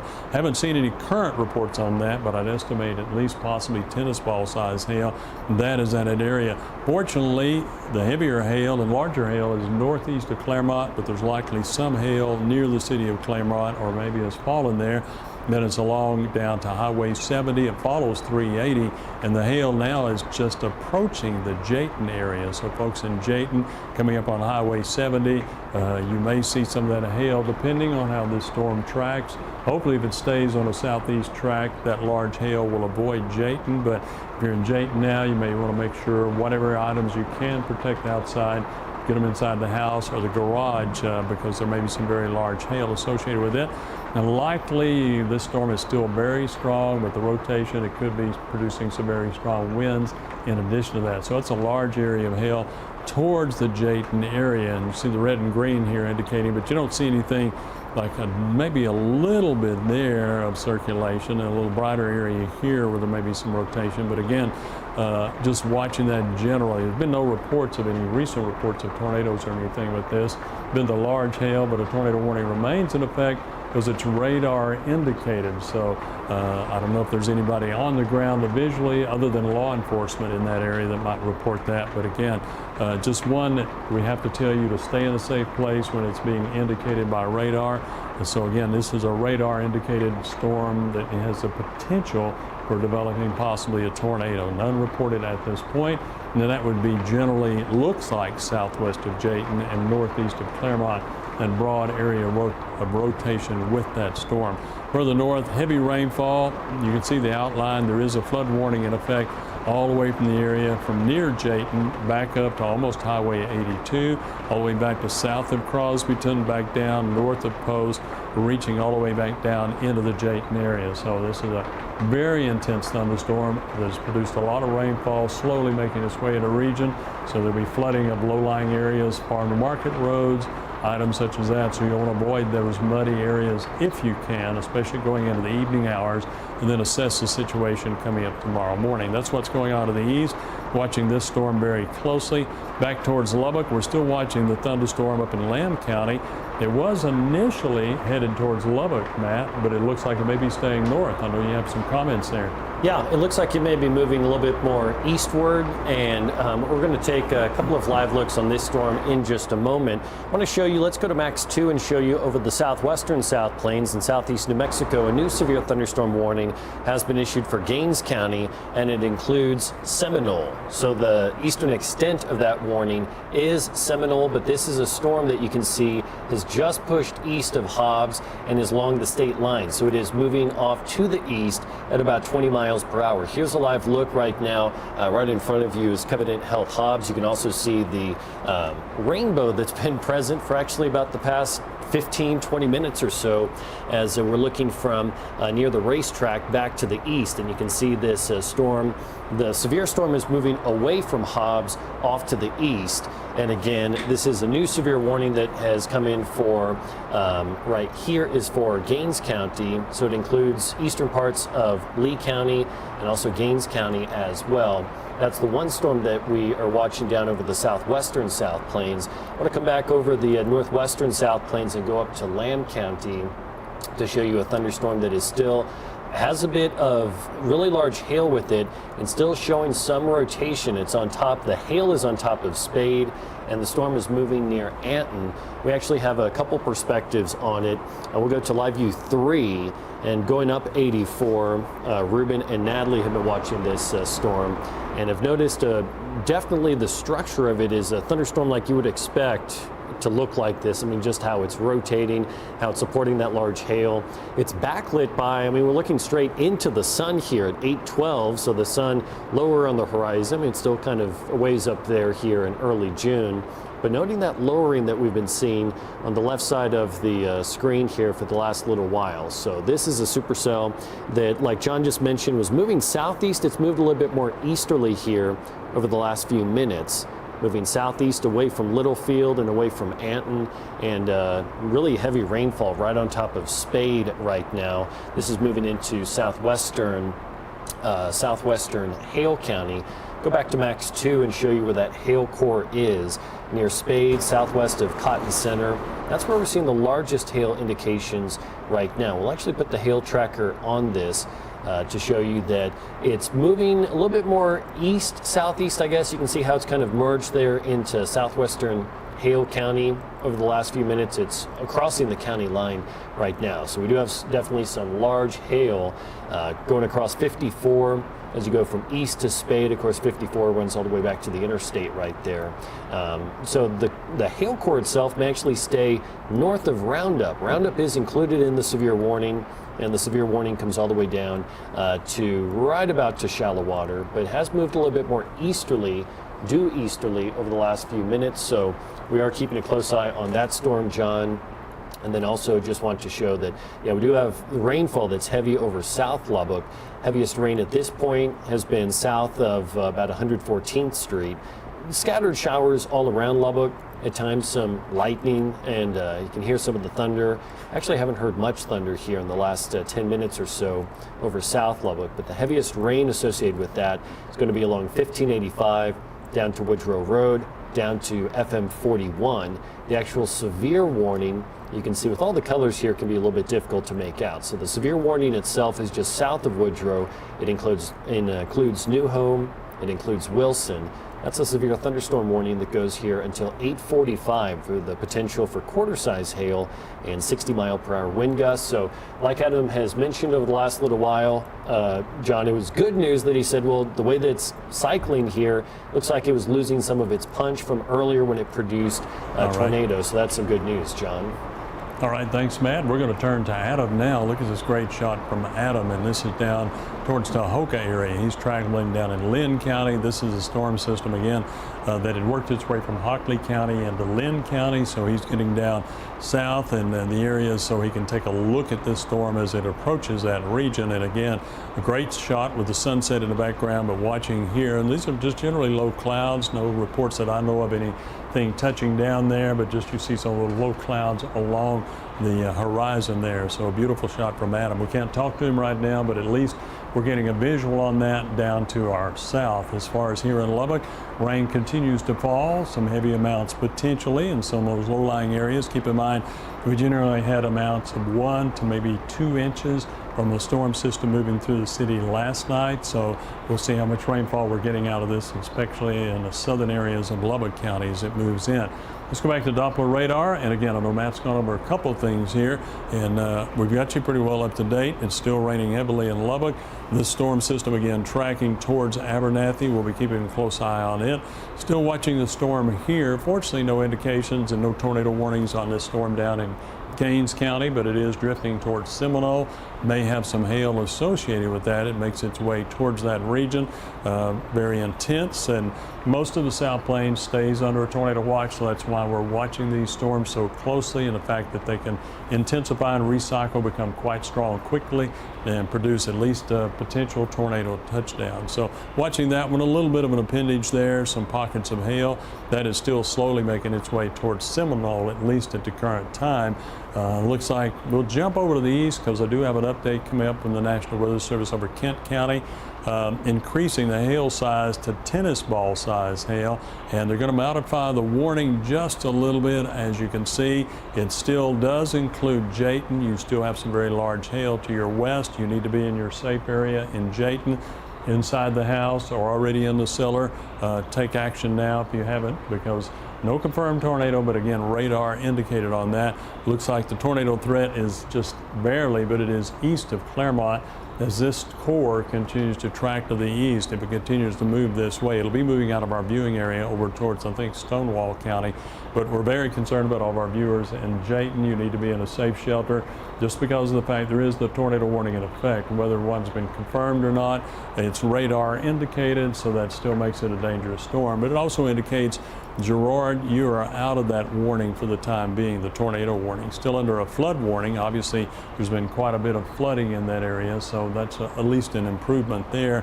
Moderate to heavy rain continues throughout Kent County. I do emphasize there have already been some reports, flooded roadways in parts of Lynn County and Kent County, probably Crosby County as well. So we'll have more information on that. If we don't have it tonight, hopefully we may have it for our news tomorrow morning to get you an update. But if you're going to be traveling late tonight, use caution if you're on a dirt road, two-lane road out and about, because it could very well be flooded anywhere in northern areas of Kent County and parts of Crosby County and even the northern areas of Garza County. We can come back out on a little bit of a wider view on that. I just wanted to update you on the fact that Claremont is out of that tornado warning, but Jayton is still in it. We still have the storm southeast of Lubbock and the one west of Seminole, and then the one that's moving east of Littlefield. This one predominantly likely to stay in the Hale County area. It appears at this point, does look like it will impact Abernathy. The warning ends before Abernathy, but that may be extended based on the fact this storm has produced some large hail in the past. It looks like coverage area has decreased just a little bit. So, and would you repeat that for me? And we will go to that shot. All right. Oh, what a great shot here. Is this Adam? We have had you can say a few. Oh, KFDA, all right, our friends to the north, Channel 10. Yeah, and so great view of that. Yeah, they're looking from just north of shallow water of the thunderstorm, and you can see at times we're noting how the rotation is, and the storm is kind of tightened up a bit north of Roundup and north of shallow water. We want to make it clear this is a great visual on this storm, and looks like we're seeing a funnel forming here, I believe. At least we're seeing a lowering here. I want to be clear, this is not in shallow water. This is north of shallow water, but this is a storm that you and Abernathy need to keep a close eye on because it is moving to the east. But John, it is really impressive visual structure on this thunderstorm that has produced large hail over Lamb County, and now it's moving into southwestern and western parts of Hale County. But we'll keep it here for just a moment, watching that storm. We'll go in a little bit closer here on it to watch its structure, and we'll zoom in right there, and you can see looks like a funnel is trying to form once again. And again, this is off to the west of Abernathy and southwestern Hale, the far northwestern part of Lubbock County. John. That's true, and again, that's, even though we're mentioning Abernathy, that does not include Lubbock. That is a beautiful shot. That's why I'm staying out of the picture right now. A great view of that with sunset coming up and in the structure of that storm. Something Weather Service watching closely. Obviously, KFDA chasers are watching that very closely as well. So again, this is near shallow water, not necessarily in shallow water, but you can see what is going on with this particular storm system as it just kind of works its way generally through the southern areas of Hale County and the extreme northern areas of Lubbock County. Storm that we will continue to watch, and obviously, fortunately, we've got the chasing unit there out of Amarillo to keep a close eye on that storm. But nothing new from the National Weather Service on that particular thunderstorm. You can see the beautiful sunset back a little bit to the west and southwest on that. So, and we'll go to radar, as a matter of fact, we can.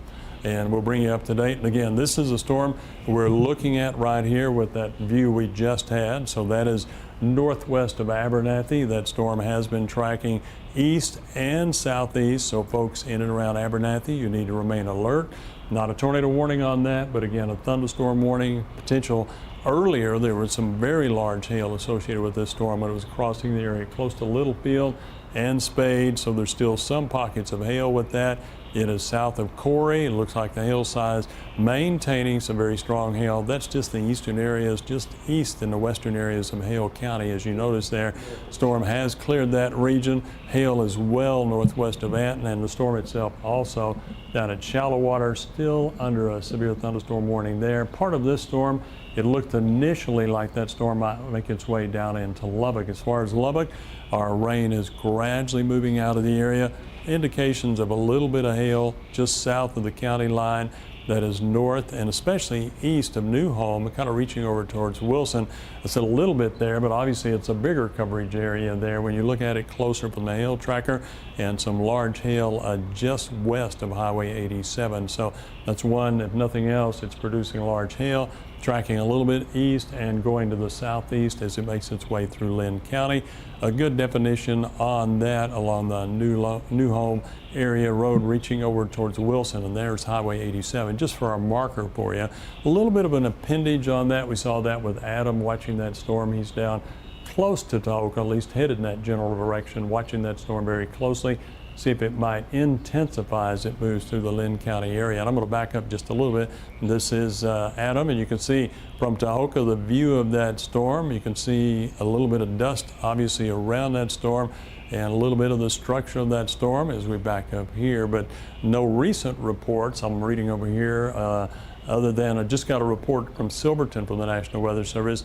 Winds did gust up to 63 miles an hour in, let's see, Silverton. Mesonet reported that. Sorry, I've got to adjust an earpiece here as I reach back just a little bit, bring down some of this noise level in my ear there. And Silverton had a wind gust of 63 miles an hour. So the storms, again, still capable of producing some very strong winds, 50 to 65 miles an hour. In addition to that, that tornado capability potentially near the community of Jayton and Kent County. Folks, you need to stay in your shelter there overall. And we could check around. Let's just go around the cameras here in the city of Lubbock there. Guys back in TMP, Dimitri and stuff. I'll just follow you on that, and you can see some nice views. Still some sprinkles coming down here. This is 98th and University. Looking around, you see the cloud structure is not bad at all around us. Rain finally tapering off here on Lubbock, but there's still probably some flooded roadways, intersections, low-lying areas, and I think Matt panning that on around so we can take a look at what we've got. And this is 98th right here. We've got a great locator right there, that church. And here's our tower. Then you look up to the area storage, and then it's going to be University and 98th right here with the gas station there. And you can see up to the north. Looks like there may be a tornado warning, a new tornado warning coming for that storm near Jayton, and it will include Aspermont now. That means it's kind of shifting over towards the Stonewall area. Winds and very strong, and hail up to 2 inches in diameter. And I couldn't quite understand you guys there, Tony, if you could say that. Yeah, we're back on radar. Okay. Yeah, you can see here modifying that just a little bit, but they're going to continue with that warning. It's still a threat potentially to Jayton. Looks like the hail may have moved south of Jayton. It's going to work its way right up along the Stonewall County line. So they're going to expand that out. It appears towards Aspermont. So that means that storm still showing some rotation with it, still could be a tornado producer as it makes its way along 380 and giving you can see the indications there of some red and green. Notice that circulation, general area, and also where the larger hail is located. Jayton, you may still be in a danger area. I'd just stay in your safe area at this point.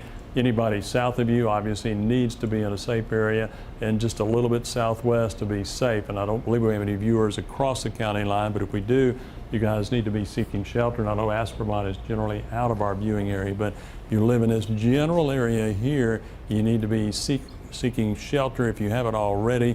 But for Jayton, hopefully that storm is moving away from you. Just wait a few more minutes before you go out of your safe area, then you'll be in good shape. Some flood warnings continue in Kent County. You can come to me. Looks like John's microphone died there, and that kind of is the nature of Hours and hours of coverage last night and again today. We'll get those batteries swapped out. That's just part of going on here for hours like we've been on here since back in the 5 o'clock hour. But what you are seeing there, the really heavy rainfall around Spur down to Girard up toward Dickens, that is not included in the tornado warning. The area of concern for rotation is right on top of Jayton, actually just southeast of Jayton. But Jayton, you're getting hit with some really large hail that is about to let up and move out of town. You can see that hail as it moves southeasterly here at about 25 miles per hour or so. So as it moves across the county line, that moves over into the Abilene television market. So it is moving on south and east, but that is a tornado warning that continues there, including Jayton. So we want you there in Jayton to remain in your shelter here. There's large hail falling right now. That storm is moving away, moving down to the south and east. We can recap going back here across the South Plains to show you where the storms are.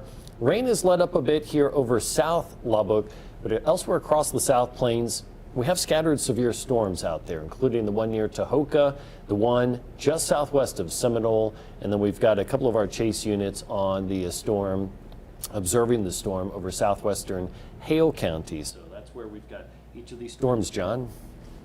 Matt, and again, we're just concentrating again southeastern areas of the South Plains around Jayton. That storm moving into Stonewall County. I'll step back here a little bit and then step back into the radar. And you can see that storm actually, it looks like it's working its way towards Aspermont. Hopefully it'll clear Jayton. I mentioned that a few minutes ago, making its way to the east and southeast from Kent County. Still quite a bit of rain along 380, if you notice there, and that is beginning to work its way down around Lake Allen Henry. So if you're in this area around Lake Allen Henry, you need to be off of the lake, gusty winds, etc., maybe some lightning associated with it. So hopefully you've been off of the lake. Wait a little while, that may clear out, but you do have to be concerned with what's crossing northern Lynn County here.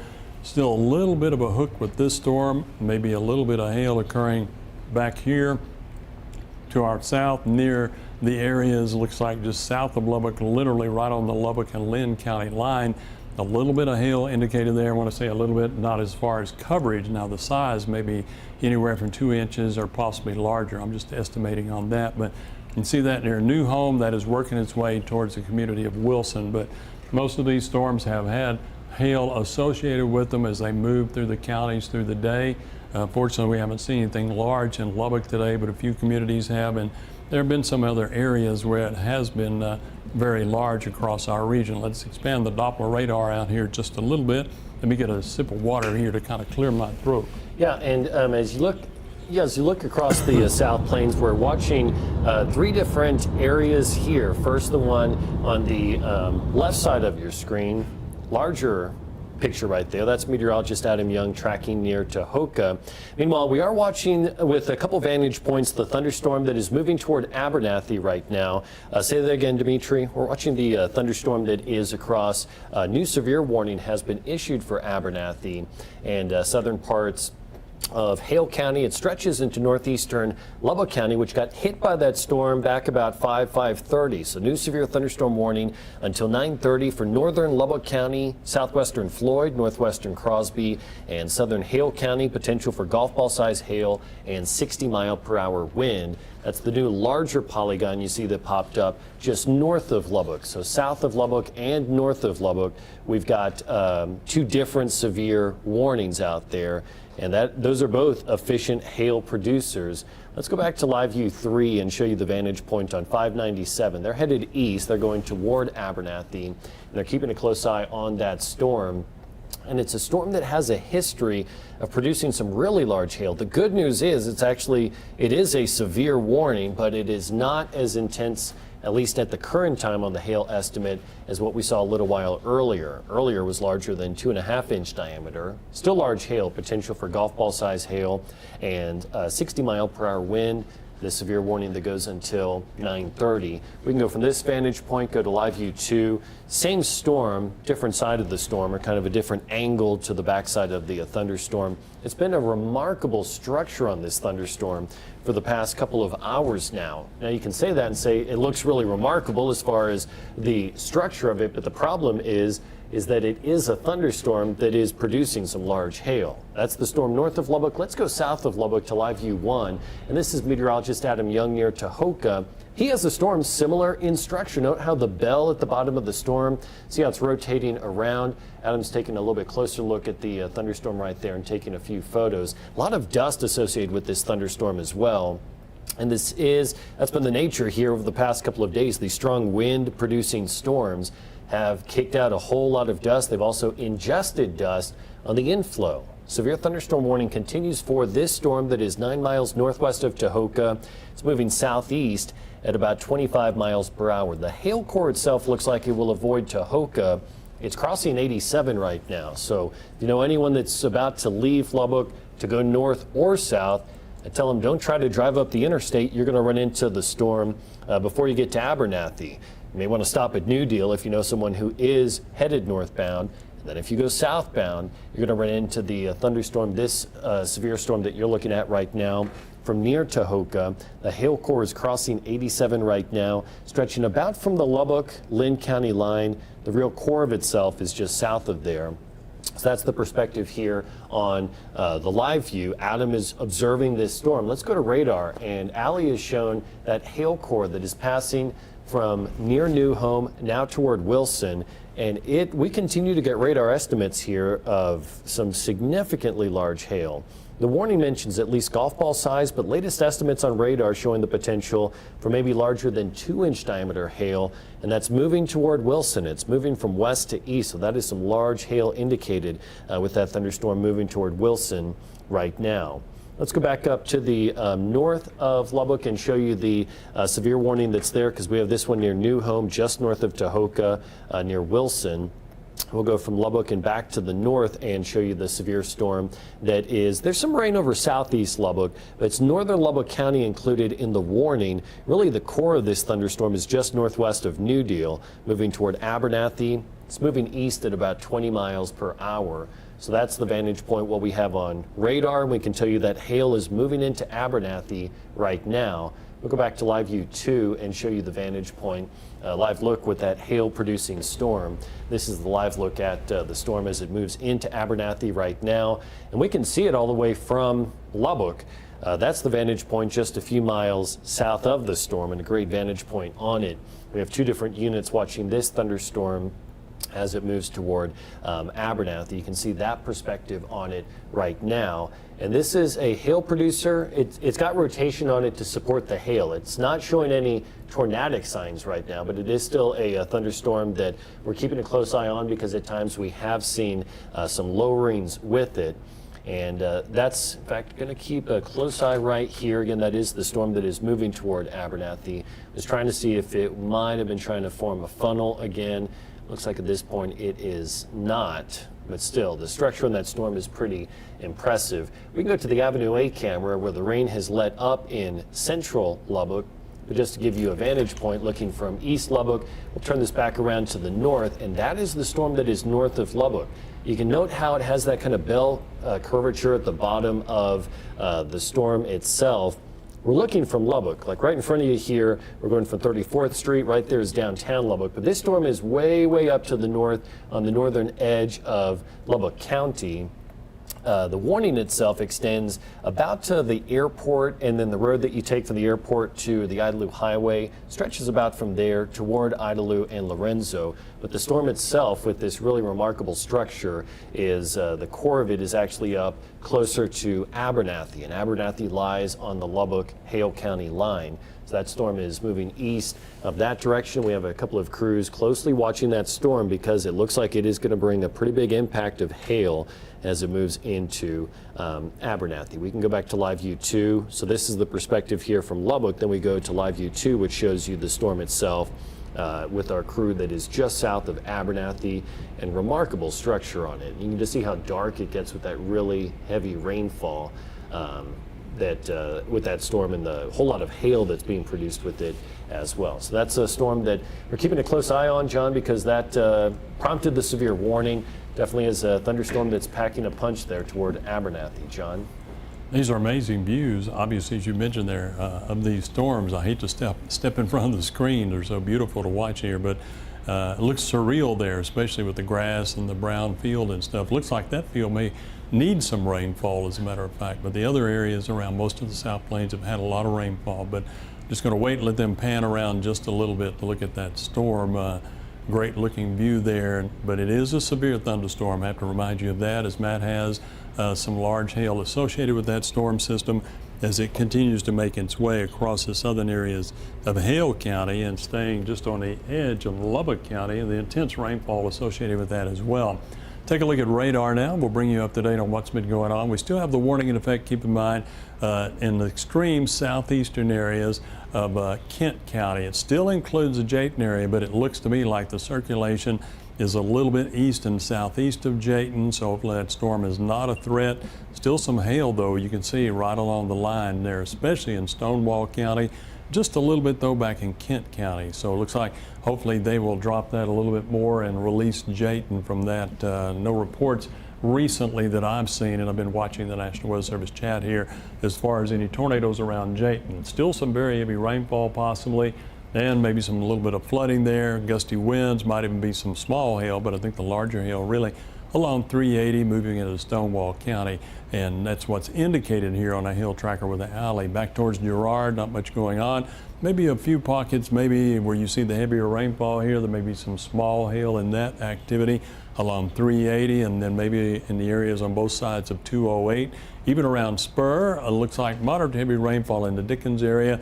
Just be aware if you head out off of the Cap Rock and even through parts of our open areas where there's dirt roads, there's going to be some flood and mud issues tonight, tomorrow, and maybe into Sunday as well before we dry out just a little bit. We don't have a significant chance of rain apparently tomorrow unless the models have changed tonight. However, it'll be a different story on Sunday and Monday, just a preview of the fact that we still have more thunderstorms, some that will be severe coming up potentially on Sunday and Monday, and at least the next couple of days into next week. So tomorrow may get that break from thunderstorms for just a little, at least one day. Notice that storm with that beautiful structure there, and the other one. Notice the similarities there. You can see the size, a little bit of a hook down, the size and the hail, and a little bit of a hook down. So these are very similar, and it's interesting. They're moving almost just parallel to each other just to the east along the county lines here, Lynn County, and also the northern areas of Lubbock and southern areas of Hale County. So watching those storms both track to the east, maybe just a little bit southeast, taking the potential of large hail with them and some strong winds and some heavy rainfall. Now behind it, fortunately it's not severe, but there's some more rain along Highway 84, southeast of Littlefield. There's showers all the way down towards Levelland and back to the north of Levelland, but none of these are severe. The only thing is so far as without any updates has come, and there haven't been, still a tornado watch in effect for our region. So these areas that are still intense, these two here, we really have to keep an eye on these in case something should develop in association with them, especially for the folks down at Wilson. Look at the hail at this point. Same thing at Abernathy, still some large hail potentially with both of those storms as indicated on radar. It is tracking generally to the east. This particular one could track a little bit southeast based on the last indications from the Weather Service. That's why they went that way. And this may be the stronger of the two storms. It may be veering just a little bit southeast, maybe headed down towards Idalou and Kittilou and the communities here in northeastern areas of Lubbock County. It looks like it will not impact us unless it makes a sudden turn and comes right down the interstate. Another shower here, also generally tracking east. And the same thing, another little shower, a couple of storms here. One working its way northeast of Levelland, another one at Whiteface moving along 114, going to the northeast. So more rain coming into the Levelland area, central areas of Hockley County. But neither one of those are severe at this point, so that's positive. We're maybe air stabilizing a little bit, at least in the western South Plains, and the temperatures going down as we approach sunset. But you can see back further west, nothing in Cochran County where there were severe storms yesterday and today. And we might expand the view out a little bit there, Allie, just overall to show some of eastern New Mexico. I can see some rain back coming off of the mountains of New Mexico again.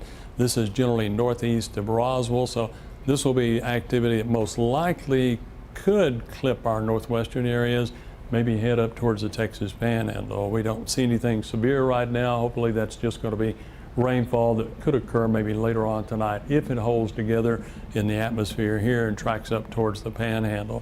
Down south, there is still a severe thunderstorm going on here. west and southwest of Seminole, some large hail well southwest of Seminole. The area is down into Gaines County. Do have a report now on Highway 87 between Wilson and New Home as of 8:32 a few minutes ago. Baseball-sized hail was being reported by the public, according to the National Weather Service. So we can go back down and take a look at, that's going to be this storm here, remaining very intense as it moves down, and that's going to be along the areas between Wilson and New Home. That was at 8:30 along Highway 87. We'll zoom back in down in Lynn County on that one with Alley and drop on down. I know it looks like the hail may be right on 87 still, but we'll take it on down and you'll be able to see a little bit better here. It looks like there may still be some hail along Highway 87. If you happen to be traveling that way, obviously if you're not into that area yet, if you're Woodrow or still in Lubbock County, just wait a little bit. Apparently there's still some very large hail associated with the storm. The strongest and largest hail, unfortunately, right around the Wilson community, and that extends to north of the community of New Lynn. So nothing else. That storm that Adam is watching is producing very large hail moving in that area north and northeast of Wilson, or north and northeast of 87, pardon me, in Wilson and southwest of Wilson. So maybe some damage occurring with that hail moving through the region. North of Lynn, New Lynn, there's also some hail being indicated there. I do want to mention New Home just had a wind gust of 80 miles an hour as of 8:34. That is about a few minutes ago, about 8 minutes ago. So that's the community New Home back up to the west. So it looks like as that storm moved across New Home and then Highway 87 had the strong winds and also large hail, Matt. Yeah, let's go to the streaming computer and go up to the storm just north of Lubbock. And the one thing I've noticed here still over the last few scans is the rotation has increased a bit.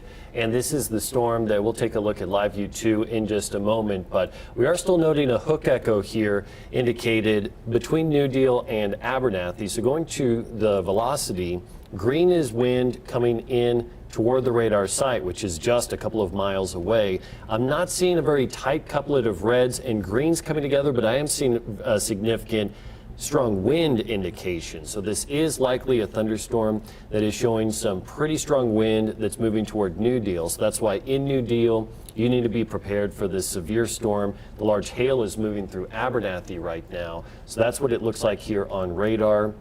Seeing a pretty significant rotation, and at times you're going to see the wind look a little bit stronger on radar because we're getting closer to the radar site. It's a great way to sample this storm. Right now we're looking here at let me see, where's the, we're looking just about 400 feet off the ground because it is so close to the radar site. So that's a really good way to, you know, look at a storm when it's that close. But sometimes that's why the wind looks a little bit stronger as the storm approaches close to a radar site. But nonetheless, we're seeing that rotation with that hook echo indicated near New Deal. Let's go back to Live View 2 and show you what it looks like here on the storm as they are passing right here near Abernathy. This has been a remarkable storm to watch over the past several minutes. You can see the strong inflow, all that dust that is being noticed once again from the thunderstorm. Again, this is moving over Abernathy. Right now, it's passing up to the north of Lubbock. A really impressive structure with it. We'll go from Live View 2 over to Live View 3 and show you just west of Abernathy, we have our Reuben and Natalie, and they are in the rain but staying back, allowing the storm to pass to the north ahead of them. But that is nonetheless a thunderstorm that you in New Home and Abernathy still need to be watching it closely and being in a sturdy structure as the storm passes right through your communities. And we can actually go to the Avenue 8 camera to show you that it looks visually stunning from Lubbock, but this is not a storm over Lubbock. You can see it's well up to the north, but the structure of this storm that we can see all the way here from the city and definitely has kind of that curved structure at the bottom. This is a supercell producing large hail that's moving across I-27 right now, moving across Abernathy, and Abernathy is at the Lubbock-Hale County line just north of Lubbock. It does look like the hail indication is the hail core itself is likely moving just east of the interstate at this point near Abernathy. But we've got multiple vantage points on that storm. We can go back to Live View 2 and show you that as the storm moves east of the interstate, we'll give the heads up for you toward Beckton and Heckville.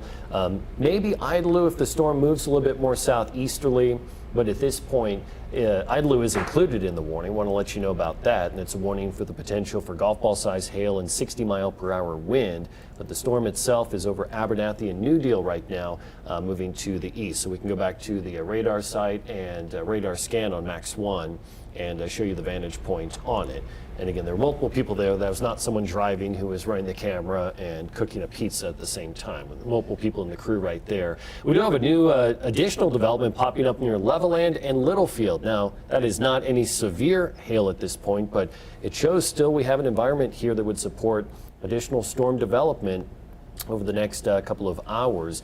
But I think probably the biggest hail producer right now, John, is the storm that Adam is on near Tahoka, because it is producing some really large hail there with that new severe thunderstorm warning that has been issued until 9:30 for Lynn County and Garza County. I'll let you show the latest update on that storm, John. Matt, and again, it's amazing these storms are still holding up and intensifying again, even as we approach sunset, but a very unstable air mass over the area. Plenty of moisture in place, dew points. That's why we felt like we were maybe in San Antonio or along the Texas coast earlier today. So you could see this storm, watching it, a little bit of an appendage again, a little bit of a hook there.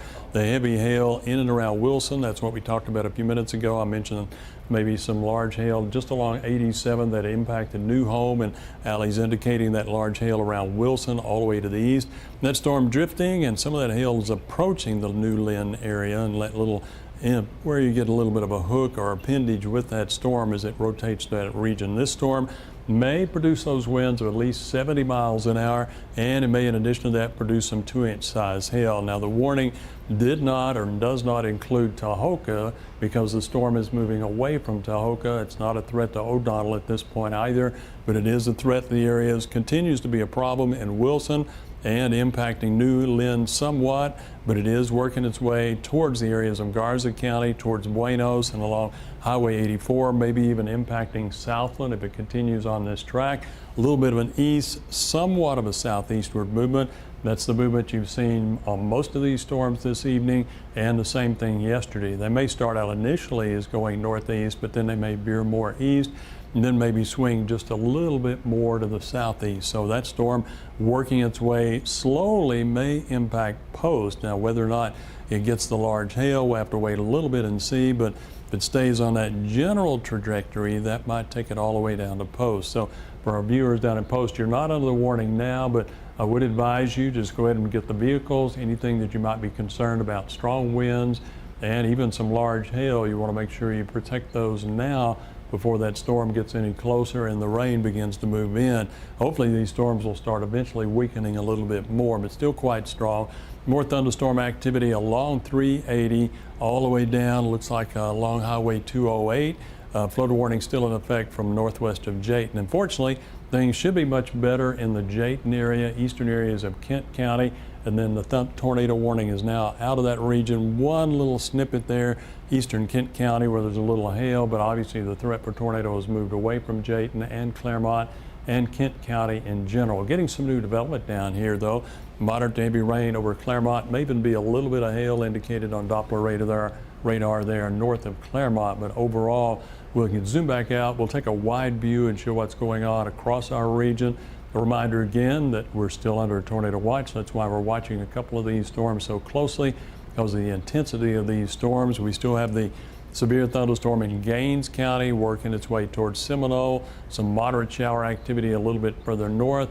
This storm continues to track to the east, a little bit to the southeast, the same basic pattern we've seen. And I haven't mentioned this through the evening, but I will right now. If you've gotten photo or videos from today, please upload those, especially if you're in a safe area and everything's calmed down, to kcbd.com/firstalert. So we'd appreciate it. If we don't get those tonight, we'll try to get them on tomorrow. We'll get them on our digital outlets as well, but kcbd.com/firstalert, and we'd appreciate you uploading those there. Other thunderstorms a little bit further south, down in the areas of southeast New Mexico, even around the community of Kermit. A few thunderstorms up north and northeastern New Mexico. That's activity we looked at a little earlier, still holding together. So that has the potential of possibly making its way all the way over maybe to Portales and maybe eventually into Bailey County. Looks like it's at least another hour or more depending on the track speed of those storms before they affect our northwestern areas. But still have the moderate showers in Littlefield. Strong thunderstorm that redeveloped in Levelland, but it is not severe, but it looks like some heavy rainfall. The latest warning happens to be the one that we just looked at a little while ago, a couple times. That's Lynn and Garza County with the winds potentially up to 70 miles an hour and potentially at least 1 to 2 inch size hail with that thunderstorm well to the east. And other showers and storms a little bit further south. There's a little light activity south of O'Donnell and north of Lamesa as well. This is just fired up on the radar there, Matt, but nothing significant. Yeah, nothing significant there. What is significant is the storm in Lynn County. And Adam's been on this storm for a long time, and it's just stunning visually here. The good news is this is the storm that earlier produced tornadoes over west of Ropesville. What have you been seeing lately on it, Adam? We're seeing, like you saw yesterday, a whole bunch of dust kicked out with it, but what's the storm doing now? That seems to be the philosophy of my 2025 severe weather season, Matt, is dust. But no, this storm has been very impressive visually. I mean, we've had a few minutes ago we had a really nice roll cloud come out with the outflow boundary on it, and it was very visually impressive. Of course, it's once again moving over these freshly fields, taking up an impressive amount of dirt. I'm able to get kind of a sideways angle on it right now as it's post direction, and I'm trying to inch toward the post direction. I mean, you can kind of see how it has still very much a kind of a circular type of appearance. So, the storm, I mean, we talk about circulation at the ground. We talk about that meaning tornadoes and stuff like that, but the entire supercell thunderstorm rotates. And so when you do that, it gets this kind of circular striations. That's what you're able to see on camera right now. And that goes back to what we talked about earlier, this being a good hail producer as well, that had the occasional small spin-ups. If I was in post, I'd be battening down the hatches a little bit. It might get a little rough. I think the best thing for post is that this keeps trying to drive to the east. I mean, it may not be the best for Southland, but it's kind of how these things go. That's kind of what we're seeing on the ground right now. We're going to try to get back into a little bit better position, but also trying to drive through. If the camera was out in front, you'd be seeing it's almost zero visibility right now. So it's a little tough here on the ground. Okay, thanks for the update there, Adam. And that is the severe storm, like you mentioned, is moving toward post, and it's going to be pretty intense when it gets there, kicking up just a whole lot of dust, a lot of strong wind associated with that thunderstorm.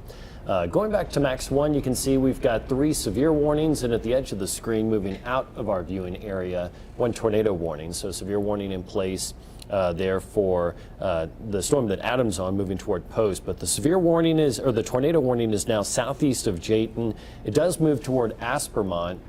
So if you know someone out that direction, make sure they are aware of that storm, but that's moving out of our coverage area, our television market. We've noticed, like John just mentioned, a couple showers trying to pop up near O'Donnell to the south, additional development up near Littlefield and Levelland. Those are not severe storms at this point, but it is new development, so bringing up some more rain that will be popping up here. The most intense storm is northeast of Lubbock, northeastern Lubbock County, southeastern Hale County, and can actually let you know it's moving a little bit more southeasterly, so I see it less of a concern for Floyd data and more of a concern. And Floyd data is not in the warning, but even the Floyd County part of this storm, it's moving more southeasterly. So Idalou, you got hit by the storm here about 3 hours ago. You may be affected by this next storm that moves your direction. So we still have scattered severe storms across the area, John, but the one that we are watching here that's passing just north of Idalou. In fact, we can go to the Avenue A camera and give you a visual perspective here from We're looking from 56th Avenue A, so looking a pretty good distance up to the north and east. But that is the thunderstorm that is was near Abernathy. It's actually moving closer to Heckville and Beckton right now, as it's bringing hail potential, probably at least golf ball, but potential for 2-inch hail with it, as it's moving southeasterly toward, eventually we'll get toward, or at least we'll be close to Idlew. The core of itself may pass just north of Idlew and maybe stay just north of Lorenzo, but it is moving toward Beckton and Heckville. The severe thunderstorm warning continues here until 9:30. Potential for 2-inch hail and 60-mile-per-hour wind. John? Thanks there, Matt. Appreciate that. And again, those are great shots of those storms. Fortunately, some are decreasing and remaining below severe limits. Unfortunately, there's still some very strong ones with some hail potential associated with them. And we still have some warnings here. The one that we continue to watch closely, and it's veering a little more to the southeast. That one that's southeast of Abernathy, and as Matt just mentioned, it may impact Idlew. Nothing around Lubbock at this point, even no rain. That's kind of good news, which is unusual to say for Lubbock, but not expected now. Now, we may get some rain from these new showers developing in Levelland, but looks like the track on these is a little more to the northeast, so we'll just see whether they veer to the east or not. But not severe, moderate to heavy rainfall with that activity. We still do have the tornado watch in effect for all of the regions, so that's why we're keeping a close eye on these storms that still have the hooks associated with them, that still have the rotation associated with them. And you can see the heavy storms are still occurring really in Kent County, back into the southeastern corners of Dickens County, clearing the Spur community. Looks like it's clearing the Dickens community, working on. For our folks in Guthrie, fortunately, there hasn't been any warnings there, but we haven't talked to you guys very much. But the reason is you're just now getting some moderate to heavy rainfall, nothing severe occurring. There may be some gusty winds, could occasionally be maybe some small hail unless these storms intensify. Doesn't look like they're doing that though, but they are bringing some rainfall over the Guthrie County, or Guthrie area, pardon me, then all the way down to Stonewall. A little further north up towards Paducah, I think the rainfall amounts are lighter there at this point, and in fact not much shower activity at all. Just a few storms east of Childress over towards Quanah. Those will drift over towards Wichita Falls. Maybe a few areas of sprinkles back down towards Motley County and back over towards the Interstate 27 area in our northern counties. And around Silverton, Kittiquay, Turkey, things have improved there. This one severe thunderstorm here, still just northeast of Lubbock, not a threat to the city at this time. If you look down south, or we'll zoom in on that right quick with Allie. I'm making Allie jump all over the place there as I look at the storms, but around Littlefield, a moderate thundershower there. Down in Levelland, moderate to heavy rainfall there, just along 385. And all of this region has had some pockets of heavy rainfall. That means there may be some areas that are flood prone tomorrow morning. Definitely going to be some muddy farm to market roads across the South Plains over the next 24 to 48 hours. And things tomorrow will improve. It'll be warmer. It looks like it may be a hot and humid day, at least in Lubbock in the 90s. Too much moisture in place, plenty of moisture, really kind of like the hill country and down to the Texas coast is what it feels like. Moderate thunderstorm still in Levelland. Things have cleared up pretty good down in Terry County, down in Yoakum County as well. We can drop on down to Gaines County. That'll be a little further southwest there, Allie. And notice that shower and that thunderstorm. Just a little bit of hail back to the southwest of Seminole. And, oh, Matt, all right. I thought you were pointing somewhere else. Sorry. I'll point which. No, I just want to make a quick note here. In a minute, we will go back, since the tornado warning expired, to regular programming on KCBD. And, of course, News Channel 11 at 9 will continue on Fox 34 with weather coverage. John.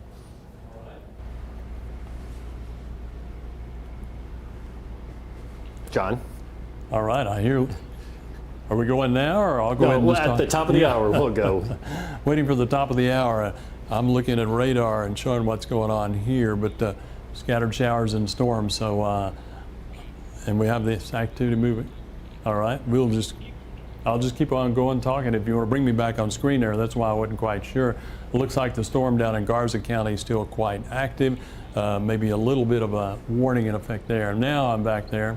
A little miscommunication there on my part, and you can see that storm approaching the post area. This update sponsored by Cantex Roofing. Stay tuned for updates on this First Alert Weather Day.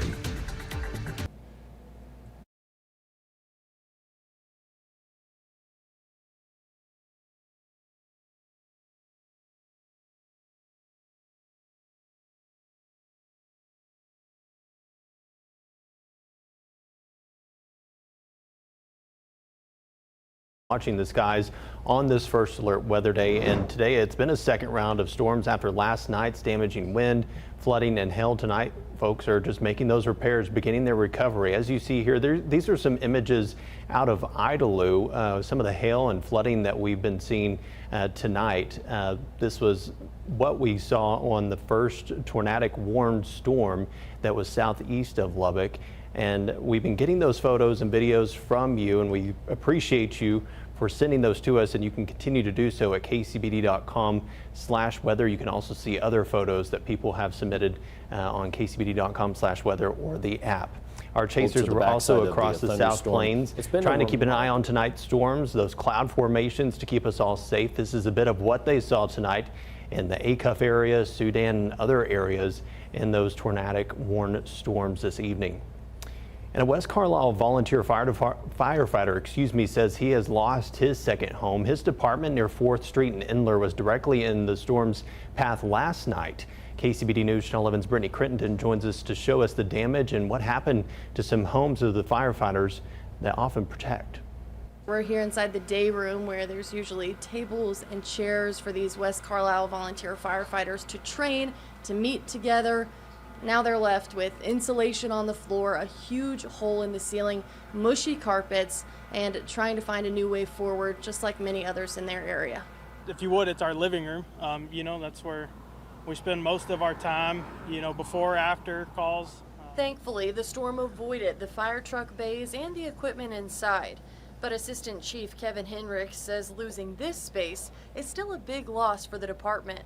The crew was right in the middle of remodeling its kitchen. Because a lot of us, this is our second home up here.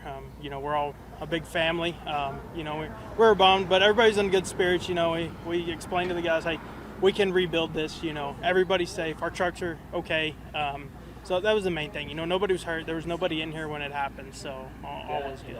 Those volunteers protect their neighborhoods from fires, but couldn't stop Mother Nature this time. One couple was just about to receive the keys to their new home, now without a roof. Then it hit, and it was like a freight train coming through the house. Air Force veteran Clint Overland protected his children, including a daughter with cerebral palsy and autism, under their staircase, as the storm ripped the roof off their home. I've been in combat, and that was scary, but this was just almost as close, to put it lightly. He says he has to take his blessings where he can get them. His family and pets are all okay. Now he's preparing for the potential for more severe weather. Guys over here to put sheeting on the roof and parts. And then I'm going to deal with the insurance companies and try to get them to actually pay what they're supposed to. The West Carlisle Fire Department is hoping for the same, but has already seen an outpouring of support. All the other fire departments have stopped by and said, hey, we're here, whatever y'all need, don't hesitate to call.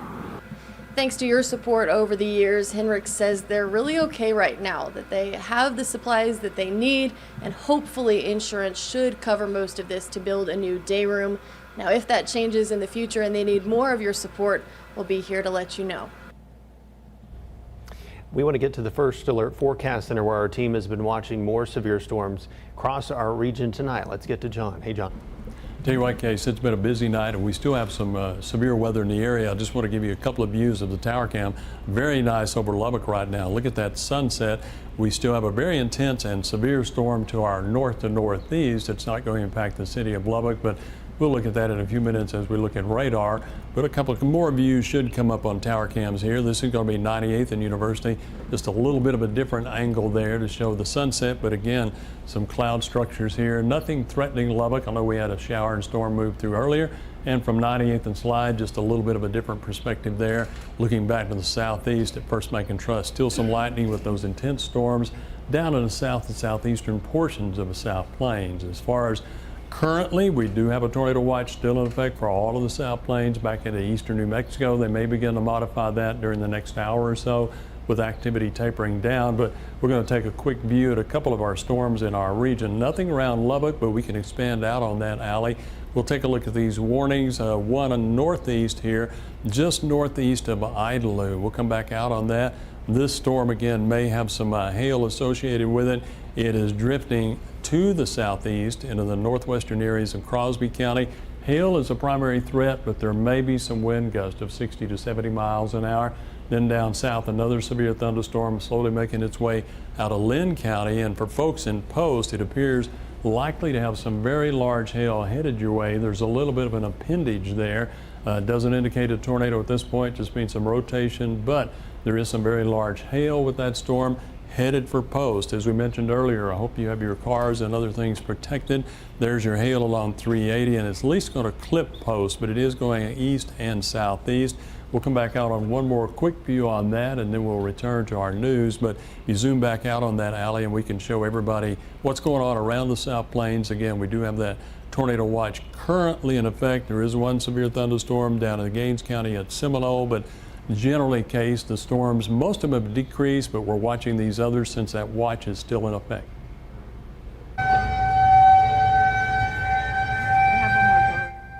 You know, that was something a lot of people experienced for the first time. Lubbock's outdoor warning system last night. Emergency management who gather in the operations center hadn't activated for a tornado warning since the system was installed and first tested in 2022.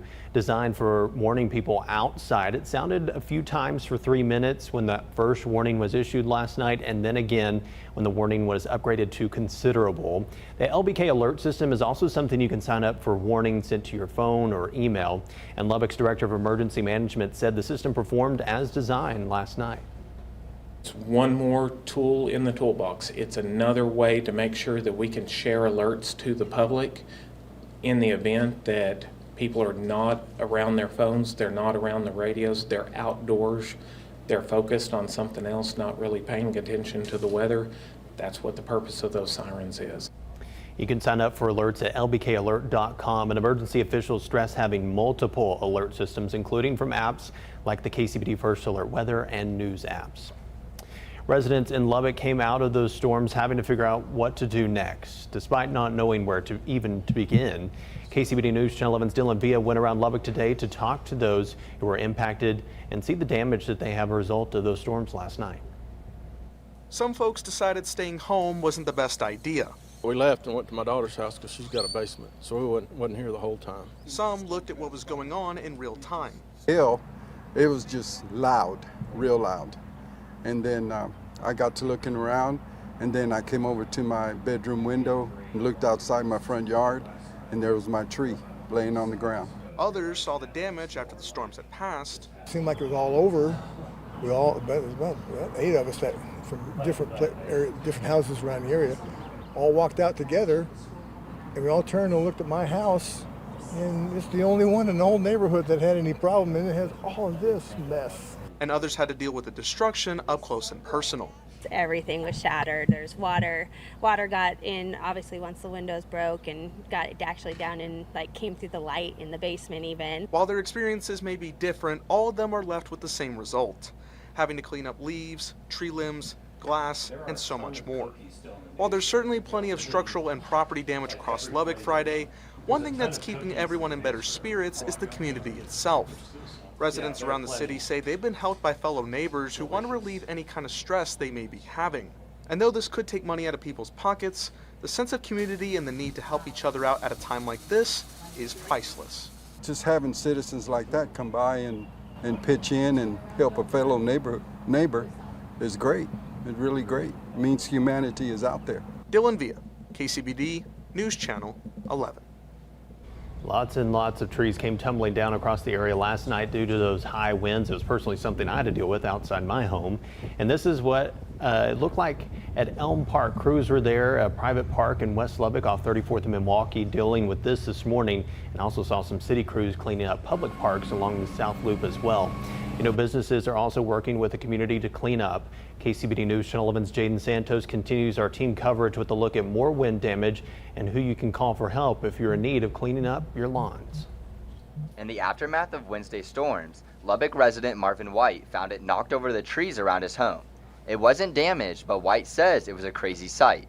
And I could see the trees were starting to lean over and the wind was blowing really hard, and then all of a sudden it sounded like a freight train, and I looked out back and my trees are trimmed all down and laying in the backyard. Then I looked out the front door and 2 of them are on the ground on top of a truck. Caprock Tree Removal told me that they're going to be really busy taking calls through the weekend, as they'll be helping community members across Lubbock from fixing the damage that was caused last night. Phone's been going off nonstop, so it just helps to try to do a little preventive maintenance, but something like this you really can't do nothing about. We'll be out and about for the next, we're going to work all through the weekend, so just give us a call and we'll be happy to come help you out. Kelly Hildebrandt with Hildebrandt Tree Tech says some tasks need professional help. That way, everyone stays safe and the job is done right. Just pitch in as a neighborhood, but when it's something that's bigger, that's more dangerous, we got, elevation, it's up in the air, holler at somebody that's professional so we can get it taken care of safely and nobody gets hurt. The community and local businesses are working together to clean up, making sure to keep Lubbock and your lawns beautiful. Jaden Santos, KCBD News Channel 11.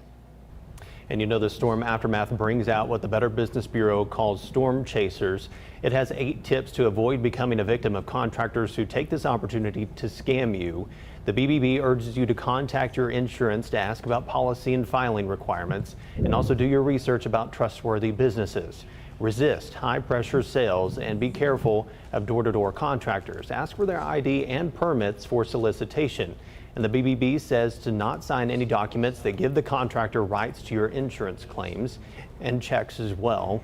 The Bureau encourages you to get an invoice and pay the contractor directly, like with a credit card, and be cautious of a request to pay everything up front. Also be wary of places in your home that you can't see because someone you may not know could unethically cause damage while inspecting attics, crawl spaces, and those other areas you can't see for yourself. So be familiar with your home and keep its conditions like photos on hand to compare what the contractor sees. Many Lubbock residents are dealing with some less severe damage, but the costs can still add up. KCBD News Channel 11's Amani Jackson shows us the people behind those repairs. From debris-filled backyards to shattered glass, the storm may have passed, but the cleanup is far from over. Well, right now we're doing the cleanup. Our backyard's full of leaves and twigs and everything, and so we're trying to get all that up so our dogs can go outside and not bring stuff inside. While neighbors work to clear what's in front of them, roofing crews like Cantex are already in high demand. They're handling calls, boarding windows, and checking for hidden damage. Cantex owner Mike Hebert says right now the focus is to stay safe and alert. We pride ourselves at being the calm after the storm, and so this is what we do. Our number one responsibility right now is to make sure that our customers are dried in. So that's boarding up windows, skylights, just making sure they're dried in. Thank you for calling ASN Shop. This is Karen. How may we help you today? Meanwhile, across town, hail came down harder on more than just rooftops. At ASN Shop, shattered windshields and dented cars have the phones ringing nonstop, and the crews moving fast to keep up. It almost looks like someone took a bat to it.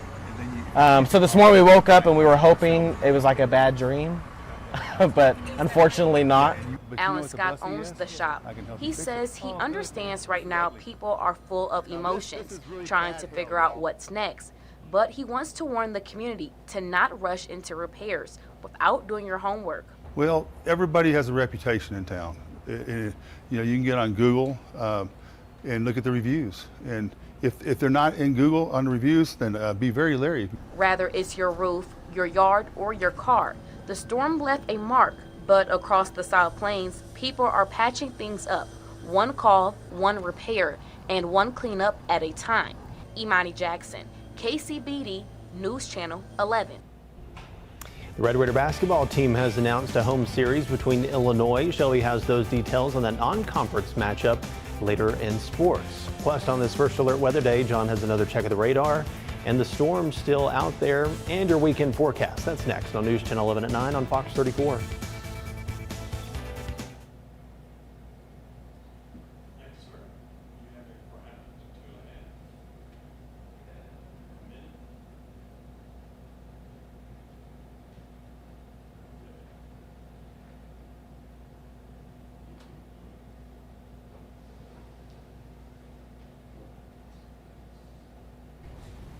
Okay. We're just going to kind of ad lib it. I think Shelby, though, has some in there. Do you have script in the prompt here? Yeah. Not in the two shot, but I wore my Mahomes socks, and I didn't realize. I wore some tech ones. I didn't realize that maybe they show up on this side. Yeah, I wore those, excited about a final game. Not very exciting. Streaming this out. Well, if you saw that on the stream, we got some crazy stuff. We had the crazy. You can open my mic here to show that we had.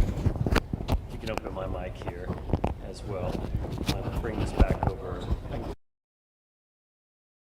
I was showing that off because I was so excited to have the Pat Mahomes socks right there because he was at the game last night, but I'm disappointed about where things, but still so proud of this team going all the way to the last game of the season. Let's see, latest update here. Yeah, top of the 7th, it's 10-3. So still holding out hope for a rally here, but anyways, that's where things stand right there. And we got our next weather update coming up here in about 1 minute. So getting ready still with severe storms rolling across our area. And there is one off to the west of Lubbock, but thankfully not severe at this point. So Shelby will have that update here in just a little bit on the Tech game, the Women's College World Series, and we'll have another update.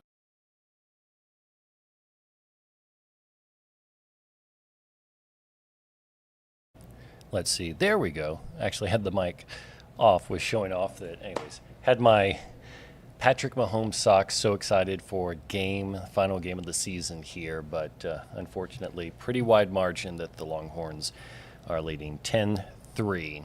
That's why I was trying to show my Mahomes socks earlier, but we'll go back to John here.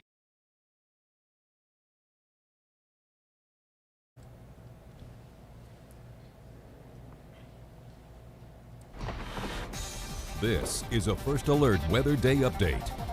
We still have thunderstorms around the South Plains. I'll step back here and we'll see if we see a little bit of lightning here. And this is looking a little bit to the southeast on our First Bank and Trust camera, but still intense thunderstorms down in the areas of the southeastern South Plains. We're going to look at those on Doppler radar in a minute, but I did want to show you we're at a mild 72 degrees with an east wind at 11 miles an hour. Dew point is still very high. There's the lightning after I let the information down, but you get the idea of the intensity in the background. We do have a tornado watch currently in effect for all of the South Plains still. Now that may end early if the storms end a little bit earlier, but at this point they're still going fairly strong in some of our communities across our region. So we'll start with Doppler radar. We'll look down here in the southeastern areas. First of all, we'll jump over here to Jayton first and look down in this region because this storm is now making its way towards the areas of Stonewall and Aspermont, Stonewall County. Still some large hail well south of Jayton that is moving out of the viewing area. We're going to step over here though. This warning has been reporting and continuing really for Garza County, now including and continuing to include Post, but working its way southeast. So folks down in Lake Allen Henry, Justisburg, need to be alert. This storm could produce some at least golf ball size hail potentially as it moves in that area. We were watching it closely, just a little bit of maybe a hook associated with that. Keep in mind, again, the tornado watch still in effect. So it's working its way through Garza County, down in the southern areas of that county. A couple of moderate showers a little further south over to Highway 87.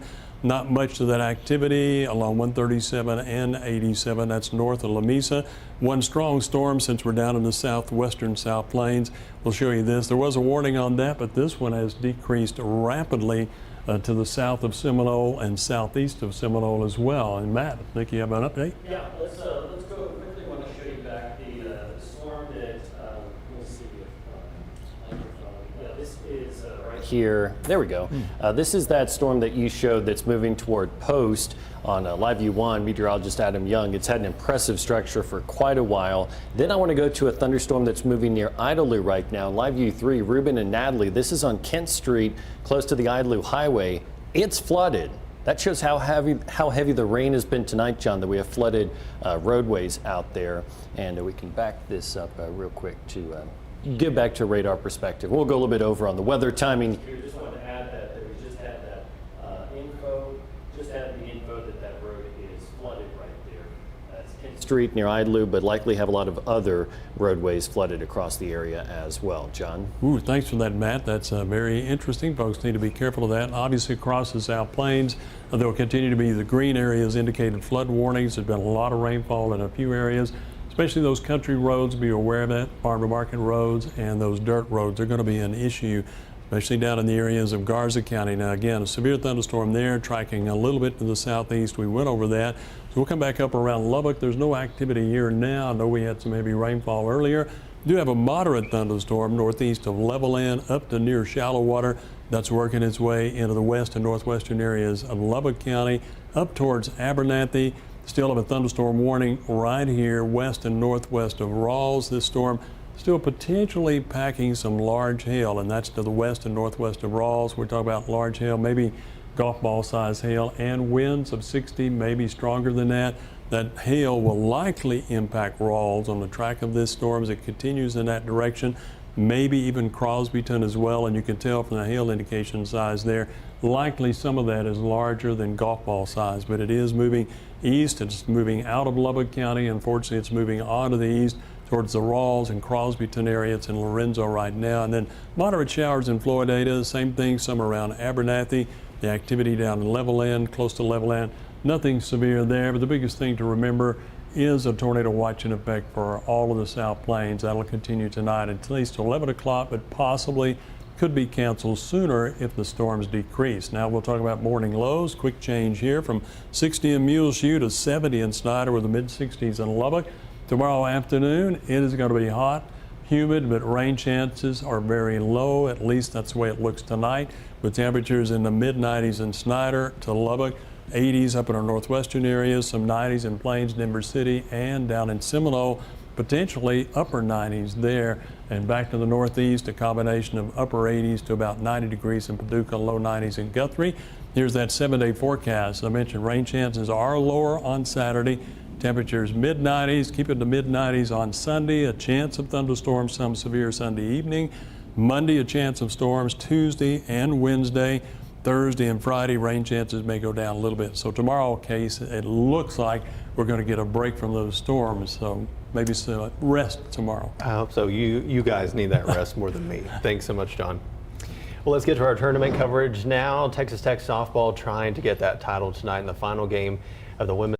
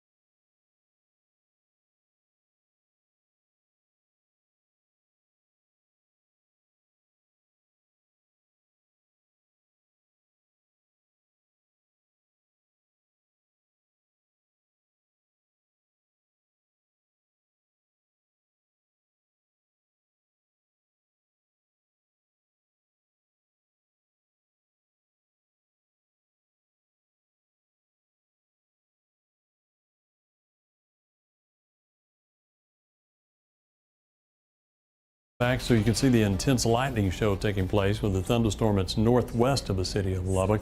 Quite a bit of lightning activity across that region. At this point, there's not a warning or anything in effect, but one of the several thunderstorms still roaming across the South Plains. Intense lightning with this one, maybe some gusty winds and some rainfall as well. Let's take a look now.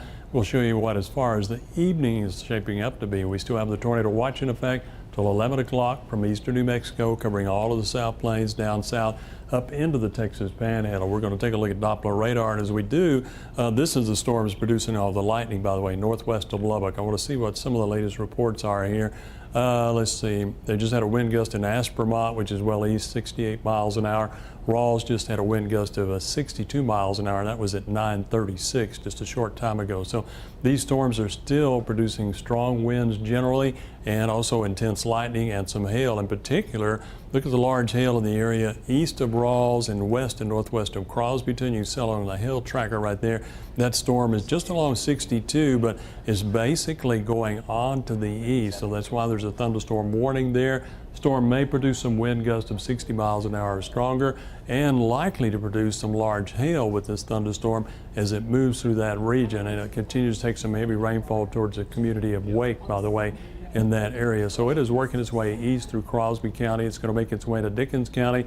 You can see McAdoo is within that warning area. So storm is expected to remain at severe levels or close to that as it moves on in, and it may produce, again, winds up to 60 miles an hour. That's what it just did with the hail as it moved through Rawls, those winds of 62 miles an hour. We're going to go down to another area of severe thunderstorms, barely in Garza County, but this storm actually is weakening, but the warning is still in effect. You can see some large hail earlier. That hail is now diminished in intensity. It's along Highway 380, well east of Augustus and east of Post.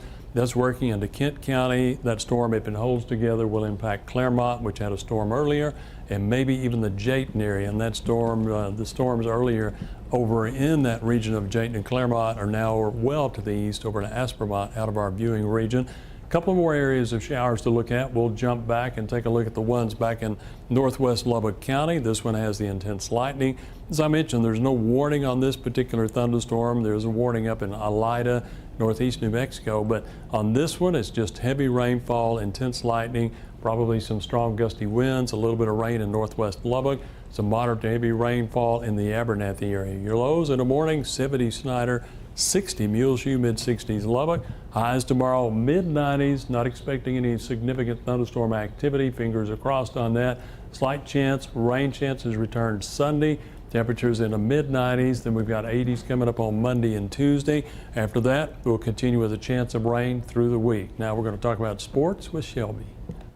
Thanks, John. Texas Tech softball national runner-ups in their first appearance in the Women's College World Series.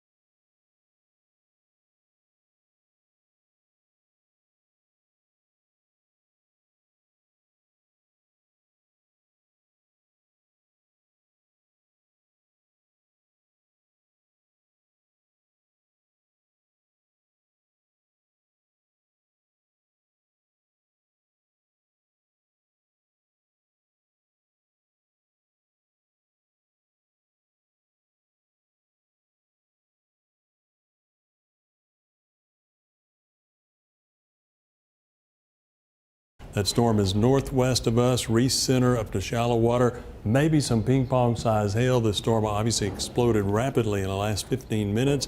It is tracking east, a little northeast. It is going to clip at least the north and northwestern areas of the city of Lubbock.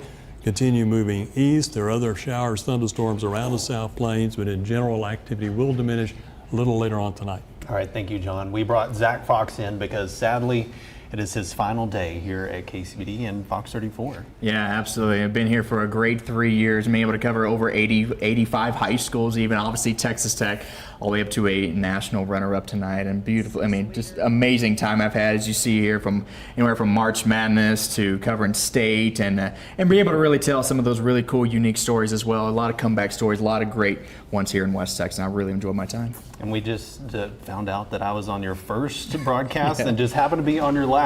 So maybe I'm the problem. I don't know. But we're really glad that you chose KCBD and to come here, and some exciting times ahead over in Georgia for you. Yes, so, absolutely. Best of luck and safe travels to you. Appreciate it. Thanks so much. Thank you guys for joining us. More news next on News Channel 11 at 10.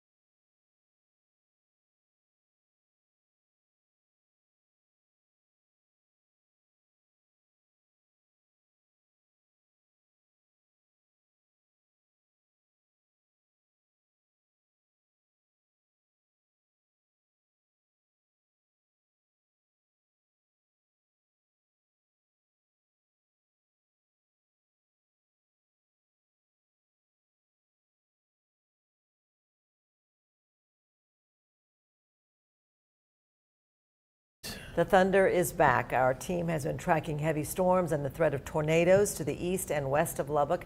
Our crews have confirmed several tornadoes on the ground with multiple land spouts reported across the region. John says there was a new severe thunderstorm warning for Lubbock. John? Well, Karen and Abner, we'll start first, and I'm going to step back so you can see the intense lightning. This is our view from First Bank and Trust. I'm going to slowly pan around. We're looking a little bit to the northwest. This is a very intense and severe thunderstorm. primarily impacting the shallow water area, but look at the associated lightning with that, and it reaches all the way as that storm goes around. And here's another view from Avenue A, and you can see Interstate 27 here, and you can see, as we come back, you can see the structure of that storm, but again, very intense lightning. Some of the rain with that, and maybe some of the hail, could clip the city of Lubbock, but it's primarily headed for the areas of shallow water. We do have a tornado watch still in effect for all of the South Plains, even eastern New Mexico, no changes in that. And as far as the Doppler radar, we'll start obviously with a warning over Lubbock County. It just barely includes, as far as the rain, right in our west and northwestern areas around Carlisle, back over to around Highway 84, but it will work its way at least through the northern areas of the city of Lubbock. Now the warning extends to New Deal all the way down almost to Woodrow, over to Ransom Canyon and back to Idalou. That storm is working its way east, slightly northeast. Reports earlier of ping-pong size hail. So anybody who lives in that area between shallow water and Carlisle, particularly close to shallow water, some large hail will work your way across this region, may eventually end up along Interstate 27. We'll just see how this storm operates as it moves across the area. So that is a severe thunderstorm. Otherwise, scattered showers, thunderstorms in the region. One other severe thunderstorm northeast of Crosbyton. That is making its way on to the east, may work its way into Motley County. Definitely going to move over in the northwest corner of Dickens County. Same thing, some hail with that, winds of 60, maybe stronger miles per hour. And then a non-severe thunderstorm north of Petersburg. We're going to look at all these storms in details coming up. No severe weather moving into Bailey County. A few showers and storms there. As far as looking ahead, thunderstorms not likely tomorrow, but they'll return to the area, Karen and Abner, on Sunday and again on Monday. All right, thank you, John. Something a lot of people experienced for the first time last night, the City of Lubbock's outdoor warning system. Emergency management were gathered in the operations center and had never activated the tornado warning siren before, except for test drills, since the system was installed in 2022. It's designed to warn people who are outside or away from a TV. Another system, LBK Alert, is something you can sign up for warnings sent to your phone or email. The city reports it all worked as intended last night. It's one more tool in the toolbox. It's another way to make sure that we can share alerts to the public in the event that people are not around their phones, they're not around the radios, they're outdoors, they're focused on something else, not really paying attention to the weather. That's what the purpose of those sirens is. Sign up for alerts at lbkalert.com. Emergency officials stress having multiple alert systems, including from apps like the KCBD First Alert Weather app and News app, would help. We'll get to our team coverage of the storm damage and cleanup that's underway in just a moment, but first, a real heartbreak tonight for the Red Raiders. The Texas Longhorns are the national champions in softball. They beat Texas Tech in the College World Series final this evening. KCBD News Channel 11's Pete Christie joins us live from Oklahoma City with this heartbreaker of a loss. Pete?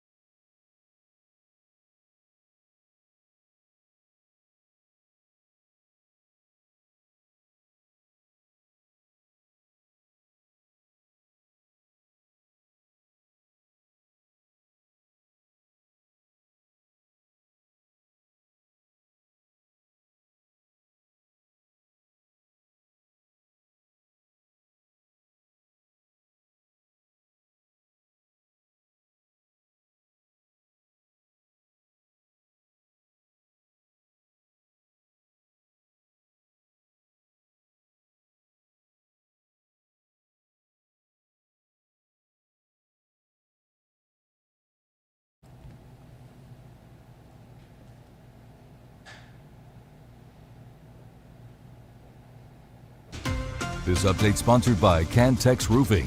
This is a First Alert Weather Day update.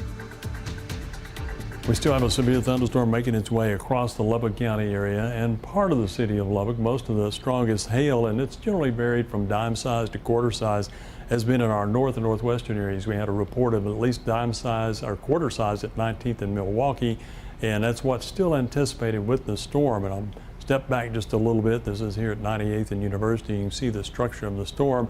We'll come around and show you. This has had some very intense lightning, as you can see, still going on.